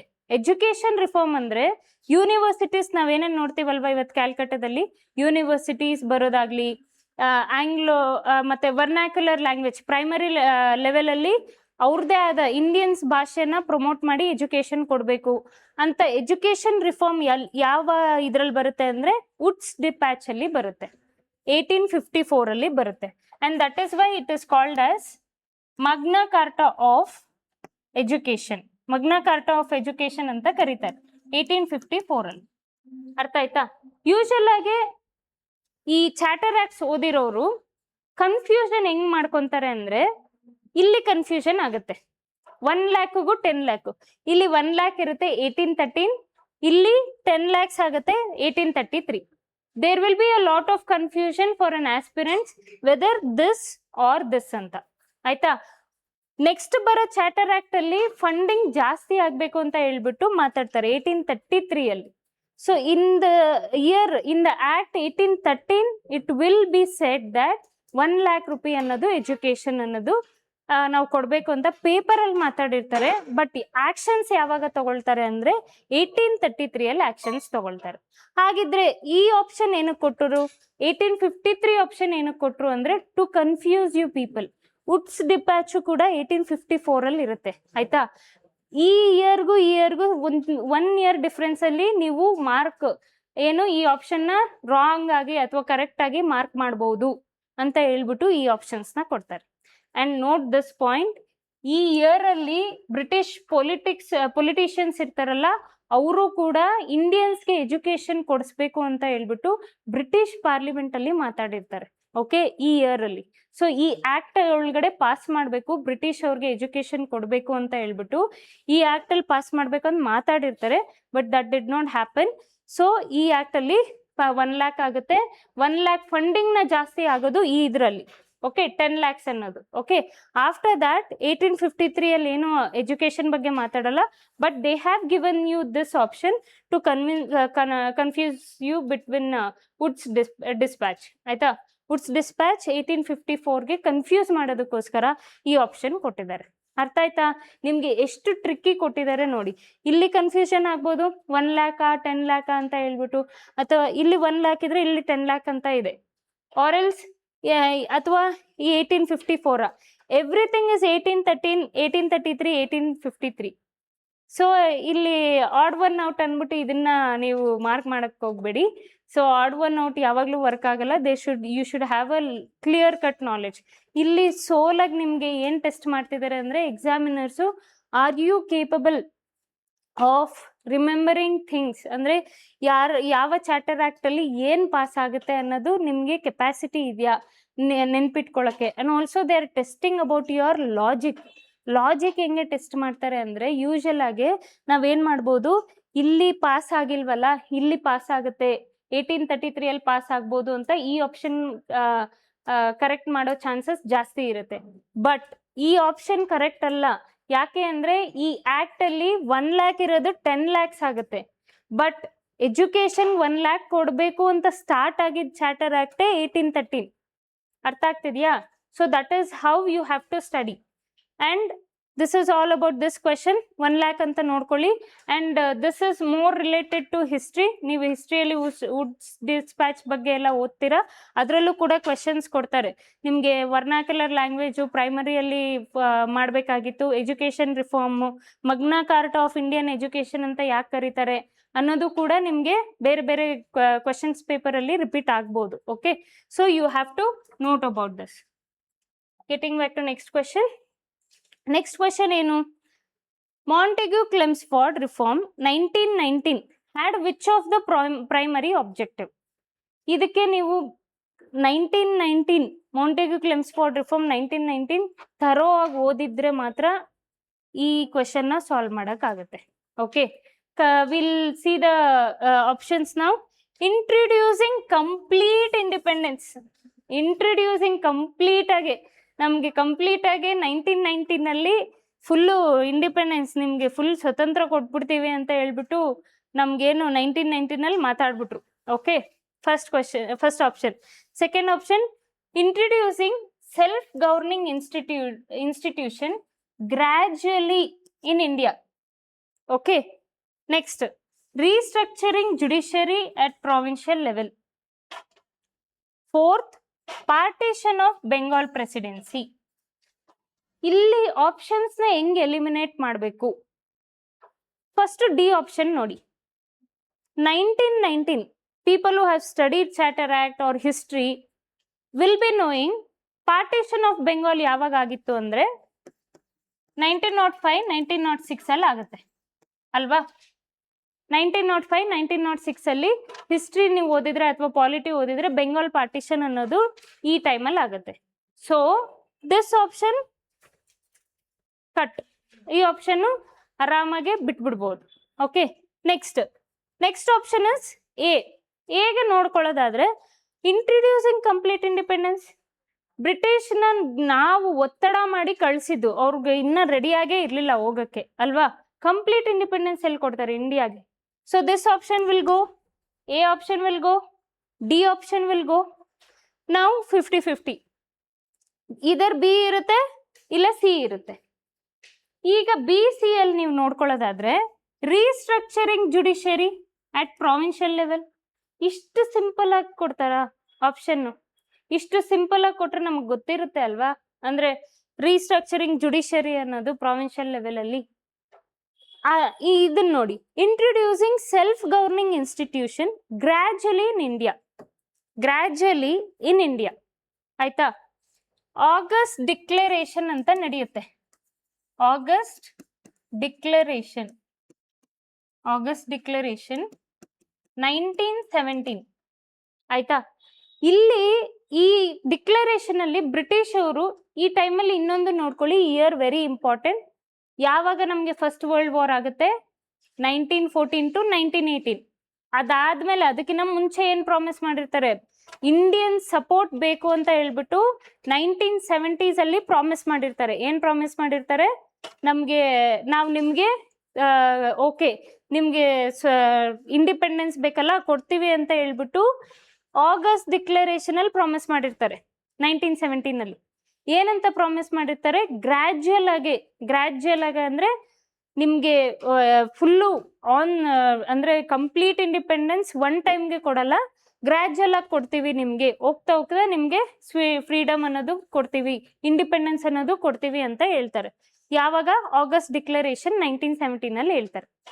So don't you think this B option would be so much tempting then this? ಇದು very simple ಆಗಲ್ವಾ? Restructuring judiciary ಇಂಪಾರ್ಟೆಂಟಾ, self governing ಇಂಪಾರ್ಟೆಂಟಾ? You have to note down the dates also. 1919 world war ನಡೀತಾ ಇರುತ್ತೆ, ಏನಾಗಿರ್ಬೋದು, logic ಆಗಿ ಒಂದು ಸ್ವಲ್ಪ logic ಆಗಿ ಯೂಸ್ ಮಾಡಿ. ಲಾಜಿಕ್ ಆಗಿ ಯೂಸ್ ಮಾಡಿದ್ರೆ 1919 ಅಲ್ಲಿ ಜುಡಿಷರಿ ಇಂಪಾರ್ಟೆಂಟಾ, ಸೆಲ್ಫ್ ಗವರ್ನಿಂಗ್ ಇಂಪಾರ್ಟೆಂಟಾ? ಆಬ್ವಿಯಸ್ಲಿ ಸೆಲ್ಫ್ ಗವರ್ನಿಂಗ್ ಅನ್ನೋದು ಇಂಪಾರ್ಟೆಂಟ್. ಇದು ನೀವು ಆಪ್ಷನ್ ಕರೆಕ್ಟ್ ಮಾಡಬೇಕು ಅಂದ್ರೆ ಈ ಆಗಸ್ಟ್ ಡಿಕ್ಲರೇಷನ್ ನಾಲೆಡ್ಜ್ ಸ್ವಲ್ಪ ಇರಬೇಕು.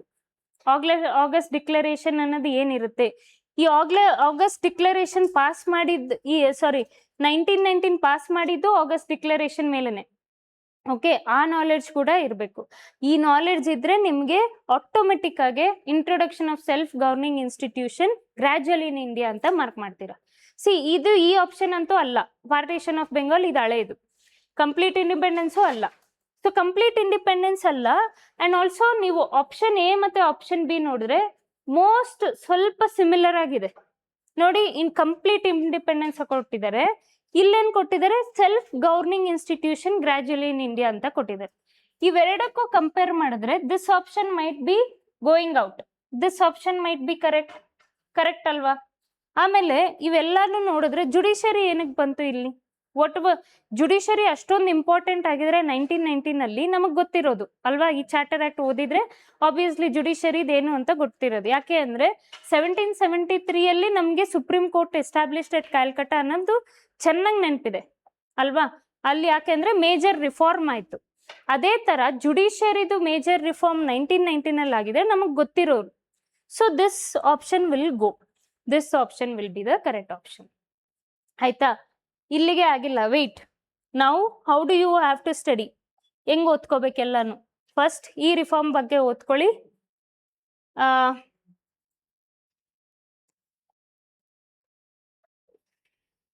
ಸರ್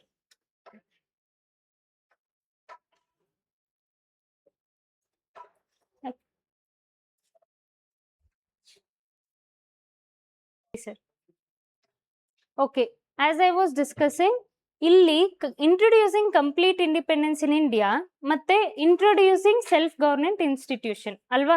ಸೊ ಇದರಲ್ಲಿ ಯಾವಾಗ ಆನ್ಸರ್ ಕರೆಕ್ಟ್ ಆಗಿರುತ್ತೆ ಅಂದ್ರೆ ಆಪ್ಷನ್ ಬಿ ಅನ್ನೋದು ಕರೆಕ್ಟ್ ಆಗಿರುತ್ತೆ. ನಾವು ಕಮಿಂಗ್ ಬ್ಯಾಕ್ ಟು ಕ್ವೆಶನ್, ಇದನ್ನ ಆಪ್ಷನ್ಸ್ ಹೆಂಗ್ ಓದ್ಕೋಬೇಕು ಅಂತ ನಾನು ಹೇಳ್ತಿದ್ದೆ.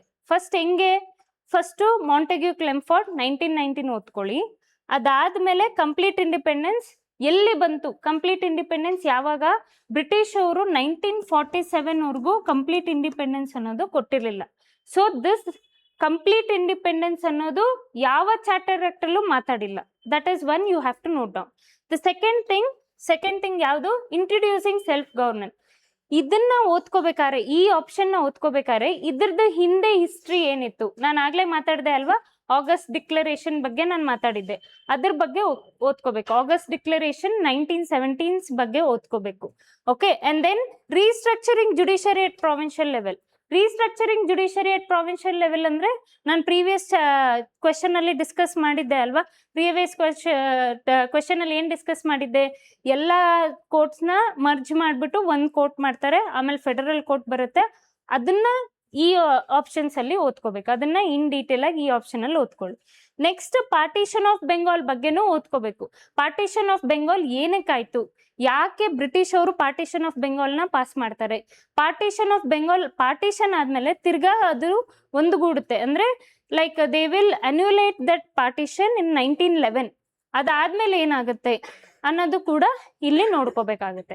ಓಕೆ, ಸೊ ನೀವು ಒಂದು ಆಪ್ಷನ್ ಕರೆಕ್ಟ್ ಅಂತ ಹೇಳ್ಬಿಟ್ಟು 3 ಬಿಟ್ಬಿಟ್ಟು ನೆಕ್ಸ್ಟ್ ಕ್ವಶನ್ಗೆ ಹೋಗೋದಲ್ಲ. ನೆಕ್ಸ್ಟ್ ಆಪ್ಷನ್ಸ್ ಯಾಕೆ ಇನ್ಕರೆಕ್ಟ್ ಆಗಿದೆ, ಆ ಕೊಟ್ಟಿರೋ ಆಪ್ಷನ್ಸ್ ಅಲ್ಲೂ ಕೂಡ ಇನ್ ಡೀಟೇಲ್ ಆಗಿ ಆ ಆಪ್ಷನ್ ಬಗ್ಗೆ ತಿಳ್ಕೊಬೇಕು, ಅದ್ರ ಬಗ್ಗೆ ಈ ಬ್ಯಾಕ್ ಗ್ರೌಂಡು ತಿಳ್ಕೊಬೇಕು, ಅದು ಏನೇನಾಗಿದೆ ಅಂತಾನು ತಿಳ್ಕೊಬೇಕು. Okay, so last day of the question. So what is this question says, which one of the following acts ended the commercial monopoly of East India Company in India except for trade in tea and trade with China? Okay, East India company ಅನ್ನೋದು ಇಂಡಿಯಾಗೆ ಏನಂತ ಬಂದಿದ್ದು, ಒಂದು company profit ಮಾಡಕ್ಕೆ ಅಂತ ಬಂದಿದ್ದು. Profit ಮಾಡಕ್ಕೆ ಬಂದಿರೋ ಕಂಪನಿ ಲಾಸ್ಟ್ಗೆ ಏನಾಗುತ್ತೆ, ಅಡ್ಮಿನಿಸ್ಟ್ರೇಟಿವ್ ಬಾಡಿ ಆಗಿ ಕನ್ವರ್ಟ್ ಆಗುತ್ತೆ. ಓಕೆ, ಸೊ ಆ ಟೈಮ್ ಲೈನ್ ಇಂದ ಫಸ್ಟ್ ಪ್ರಾಫಿಟ್ ಮಾಡಕ್ ಬಂದಿರೋ ಕಂಪನಿ ಟೈಮ್ ಲೈನ್ ಇಂದ ಅಡ್ಮಿನಿಸ್ಟ್ರೇಷನ್ ಆಗೋ ಬಾಡಿವರೆಗೂ ಆ ಟೈಮ್ ಲೈನ್ ವರ್ಗೂ ನೋಡ್ಕೋಬೇಕು. First what they have given, regulating act 1773 regulating act. ಇದಕ್ಕೂ ಫುಲ್ ಮೊನೋಪೊಲಿ ಇದೆಯಾ? ಇಲ್ಲಿ ಫುಲ್ ಮೊನೋಪೊಲಿ ಇದೆ, ವಿಚ್ ಮೀನ್ಸ್ ಅವ್ರಿಗೆ ಬರೀ ಎಕ್ಸೆಪ್ಟ್ ಟ್ರೇಡ್ ಇನ್ ಟೀ ಮತ್ತೆ ಟ್ರೇಡ್ ಇನ್ ಚೈನಾ ಅಂತ ಹೇಳಲ್ಲ. Since this is a first regulating act, ಇಲ್ಲಿ ಫುಲ್ ಮೊನೋಪೊಲಿ ಅವ್ರಿಗೆ ಕೊಟ್ಟಿರ್ತಾರೆ ಟ್ರೇಡ್ ಮಾಡಕ್ಕೆ, ಸೊ ಅಲ್ಲಿ ಕಂಟ್ರೋಲೇ ಇರಲ್ಲ. Okay, so this option is wrong. Okay, second option, Pitt's India act 1784. Pitt's India 1784 ಏನ್ ಮಾತಾಡುತ್ತೆ ಅಂತ ಹೇಳಿದ್ರೆ, it will discuss about board of control, court of director, ಇದ್ರ ಬಗ್ಗೆ ಮಾತಾಡುತ್ತೆ Pitt's India act, not about commercial monopoly. East India ಕಂಪನಿದು administrative ಬಾಡಿದು ಮಾತಾಡುತ್ತೆ, ಬೋರ್ಡ್ ಆಫ್ ಕಂಟ್ರೋಲ್ ಮತ್ತೆ Pitt's India act 1784 East India ಕಂಪನಿದು ಅಡ್ಮಿನಿಸ್ಟ್ರೇಷನ್ ಪಾಲಿಟಿ ಹೆಂಗ್ ನಡೆಸಬೇಕು ಅನ್ನೋದು ಮಾತಾಡುತ್ತೆ ಈ option. Okay, this option is again eliminated. Now 50-50, 1813 or 1833. Note down this difference. ಏನಕ್ಕೆ ಈ ಆಪ್ಷನ್ ಎಷ್ಟು ಚೆನ್ನಾಗಿ ಕೊಟ್ಟಿದ್ದಾರೆ ಅಂದ್ರೆ, ಈ ಆಪ್ಷನ್ ನಿಮಗೆ ಕನ್ಫ್ಯೂಸ್ ಮಾಡಕ್ಕೆ ಕೊಟ್ಟಿದ್ದಾರೆ. ಇಲ್ಲಿ ಏನಾಗುತ್ತೆ ಅಂದ್ರೆ 1813 ಮೋನೋಪೋಲಿ ಎಲ್ಲದಕ್ಕೂ ಕ್ಯಾನ್ಸಲ್ ಮಾಡಿ ಮೋನೋಪೋಲಿ ಓನ್ಲಿ ಟೀಗೆ ಮತ್ತೆ ಟ್ರೇಡ್ ವಿತ್ ಚೈನಾಗೆ ಮಾತ್ರ ಕೊಡ್ತಾರೆ 1813. 1833 ಕಂಪ್ಲೀಟ್ ಅಬಾಲಿಷನ್, ಕಂಪ್ಲೀಟ್ ಆಗಿ ಮೊನೋಪೋಲಿನ ತೆಗೆದ್ಬಿಟ್ಟು ಈಸ್ಟ್ ಇಂಡಿಯಾ ಕಂಪನಿನ ಅಡ್ಮಿನಿಸ್ಟ್ರೇಟಿವ್ ಬಾಡಿಗೆ ಚೇಂಜ್ ಮಾಡ್ತಾರೆ. So obviously there will be a confusion. ಏನ್ ಕನ್ಫ್ಯೂಷನ್ ಇರುತ್ತೆ, ಆಸ್ಪಿರೆಂಟ್ಸು ಇಲ್ಲಿಗೆ ಹೋಗ್ಬೇಕಾದ್ರೆ ಈ 2 ಆಪ್ಷನ್ ನ ನೀಟಾಗಿ ಏನ್ ಮಾಡ್ತಾರೆ, ಎಲಿಮಿನೇಟ್ ಮಾಡ್ತಾರೆ. But they will get confuse between C and D, ಇದಾ ಅಂತ. ಸೊ ಅವಾಗ ಏನ್ ಮಾಡ್ಬೇಕಾಗತ್ತೆ, ಫಸ್ಟ್ ಆಪ್ಷನ್ ನ ನೋಡ್ಕೊಳ್ಳಿ. 1813 ಕ್ಯಾನ್ಸಲ್ ಮಾಡ್ಬಿಟ್ರೆ ಮೊನೋಪೊಲಿ, 1833 ಏನಕ್ಕೆ ಕೊಟ್ಟಿದ್ದಾರೆ ಅಲ್ವಾ? ಸೊ 1833 ಕೊಟ್ಟಿದ್ದಾರೆ ಅಂದ್ರೆ, ಸೊ ಟೈಮ್ ಲೈನ್ ನೋಡ್ಕೋಬೇಕು. 1833 ಮೊನೋಪೊಲಿನ ಗ್ರಾಜುಯಲ್ ಆಗಿ ರೆಡ್ಯೂಸ್ ಮಾಡಿರ್ತಾರೆ, ಇಲ್ಲಿ ಫುಲ್ ಅಬಾಲಿಷನ್ ಮಾಡಿರ್ಬೋದು. ಸೊ ಅವಾಗ ನೀವೇನ್ ಮಾಡ್ಬೋದು, ಈ ಆಪ್ಷನ್ ನ ಕರೆಕ್ಟ್ ಮಾಡ್ಬೋದು. That option you can eliminate. 1833 ಹೆಂಗ್ ಎಲಿಮಿನೇಟ್ ಮಾಡ್ಬೋದು ಅಂತ ಹೇಳಿದ್ರೆ, ನೀವು ದಟ್ ಆಪ್ಷನ್ 1833 ಟೈಮ್ ಲೈನ್ ಅನ್ನೋದು ಇನ್ನ ತುಂಬಾ ದೂರ ಇದೆ. 1833 ಮೊನೋಪೋಲಿನ ಕ್ಯಾನ್ಸಲ್ ಟೀಗೆ ಟ್ರೇಡ್ಗೆ ಎಕ್ಸೆಪ್ಟ್ ಟ್ರೇಡ್ ವಿತ್ ಚೈನಾ ಮತ್ತೆ ಟೀಗೆ ಮಾಡಿದ್ರೆ ಕಂಪ್ಲೀಟ್ ಅಬಾಲಿಷನ್ ಇಲ್ಲಿ ಮಾಡಿರ್ಬೋದಲ್ವಾ ಅನ್ನೋ ಒಂದು ಲಾಜಿಕ್ ಯೂಸ್ ಮಾಡ್ಬೋದು. Okay, and that is how you will solve the question. You will boil down to this option as a correct option. 1833 will be your correct option. ಅರ್ಥ ಆಗ್ತಿದೆ ಅಲ್ವಾ? ಆಗಿದೆಯಾ ಈ ಕ್ವೆಶನ್? ಆಗಿಲ್ಲ, ವೇಟ್. ನಾವು ಈಗ 1773 ಏನಾಯ್ತು, ಈಸ್ಟ್ ಇಂಡಿಯಾ ಕಂಪನಿದು 20 years ರಿನ್ಯೂವಲ್ ಅಂತ ಇದೆ ಅಲ್ವಾ, ಅದನ್ನ ನೋಡ್ಕೋಬೇಕಿಲ್ಲಿ. ನೆಕ್ಸ್ಟ್ ಮೊನೋಪೋಲಿ ಅನ್ನೋದು, monopoly East India Company monopoly ಅಂದಿದ ತಕ್ಷಣನೇ ರಿನ್ಯೂವಲ್ ಎಲ್ಲಿ ಬರುತ್ತೆ, ಚಾರ್ಟರ್ ಆಕ್ಟ್ಸ್ ಎಷ್ಟಿದಾವೆ, ಮೊನೋಪೋಲಿ 20 years ರಿನ್ಯೂವಲ್ ಅನ್ನೋದು ಮಾತಾಡುತ್ತೆ ಅಲ್ವಾ, ಅದಕ್ಕೋಸ್ಕರ 4 ಚಾರ್ಟರ್ ಆಕ್ಟ್ಸ್ ಅನ್ನೋದು ಸ್ಟಾರ್ಟ್ ಆಗುತ್ತೆ. ಓಕೆ, ಅದನ್ನ ನೋಡ್ಕೊಳ್ಳಿ. 1793 ಇಂದ ಸ್ಟಾರ್ಟ್ ಆಗುತ್ತೆ. 4 charter acts will be there. After 4 charter acts 20 years renewal ಈ ಚಾರ್ಟರ್ ಆಕ್ಟ್ ಬರುತ್ತೆ 1813 ಅನ್ನೋದು. 1813 ಅನ್ನೋದು ಏನ್ ಮಾತಾಡುತ್ತೆ, ಎಕ್ಸೆಪ್ಟ್ ಟಿ ಮತ್ತೆ ಟ್ರೇಡ್ ವಿತ್ ಚೈನಾ ಎಲ್ಲ ಮೊನೋಪೋಲಿನ ಕ್ಯಾನ್ಸಲ್ ಮಾಡ್ತೀವಿ ಅಂತ. And after that 1833 complete abolition of monopoly on every trade. You will be converted to administrative body. ಯಾಕೆ ಅಂತ ಹೇಳಿದ್ರೆ ಬ್ರಿಟಿಷ್ ಅನ್ನೋದು ಇಂಡಿಯಾದಲ್ಲಿ ಎಷ್ಟೋ ಪ್ರಾವಿನ್ಸಸ್ ಬ್ರಿಟಿಷ್ ಕೈ ಕೆಳಗಡೆ ಇರುತ್ತೆ. So it was necessary for East India to convert into administrative body. ಅರ್ಥ ಆಗ್ತಿದೆ ಅಲ್ವಾ?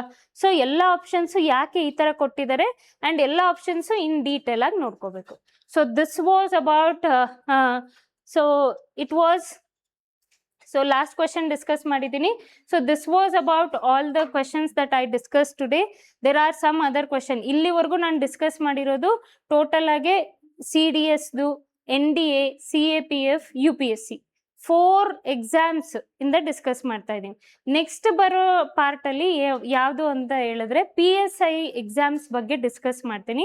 PSI ಎಕ್ಸಾಮ್ಸ್ ಅಂತ ಹೇಳಿದ್ರೆ ಓನ್ಲಿ ಕರ್ನಾಟಕದ ಮಾತ್ರ ಇರಲ್ಲ, ಎವ್ರಿ ಸ್ಟೇಟ್ದು PSI ನಡೆಯೋ ಎಕ್ಸಾಮ್ಸಲ್ಲಿ ಈ ಚಾಪ್ಟರ್ ಮೇಲೆ ಕ್ವೆಶನ್ಸ್ ಬಂದಿದೆಯಾ ಇಲ್ವಾ ನೋಡಿಕೊಂಡು ರಿಸರ್ಚ್ ಮಾಡಿ ತೆಗ್ದಿರೋ ಕ್ವೆಶನ್ಸು, ಅದ್ರ ಮೇಲೆ ಕ್ವೆಶನ್ಸ್ ನಾವು ನೆಕ್ಸ್ಟ್ ಕ್ಲಾಸಲ್ಲಿ ಡಿಸ್ಕಸ್ ಮಾಡ್ತೀವಿ.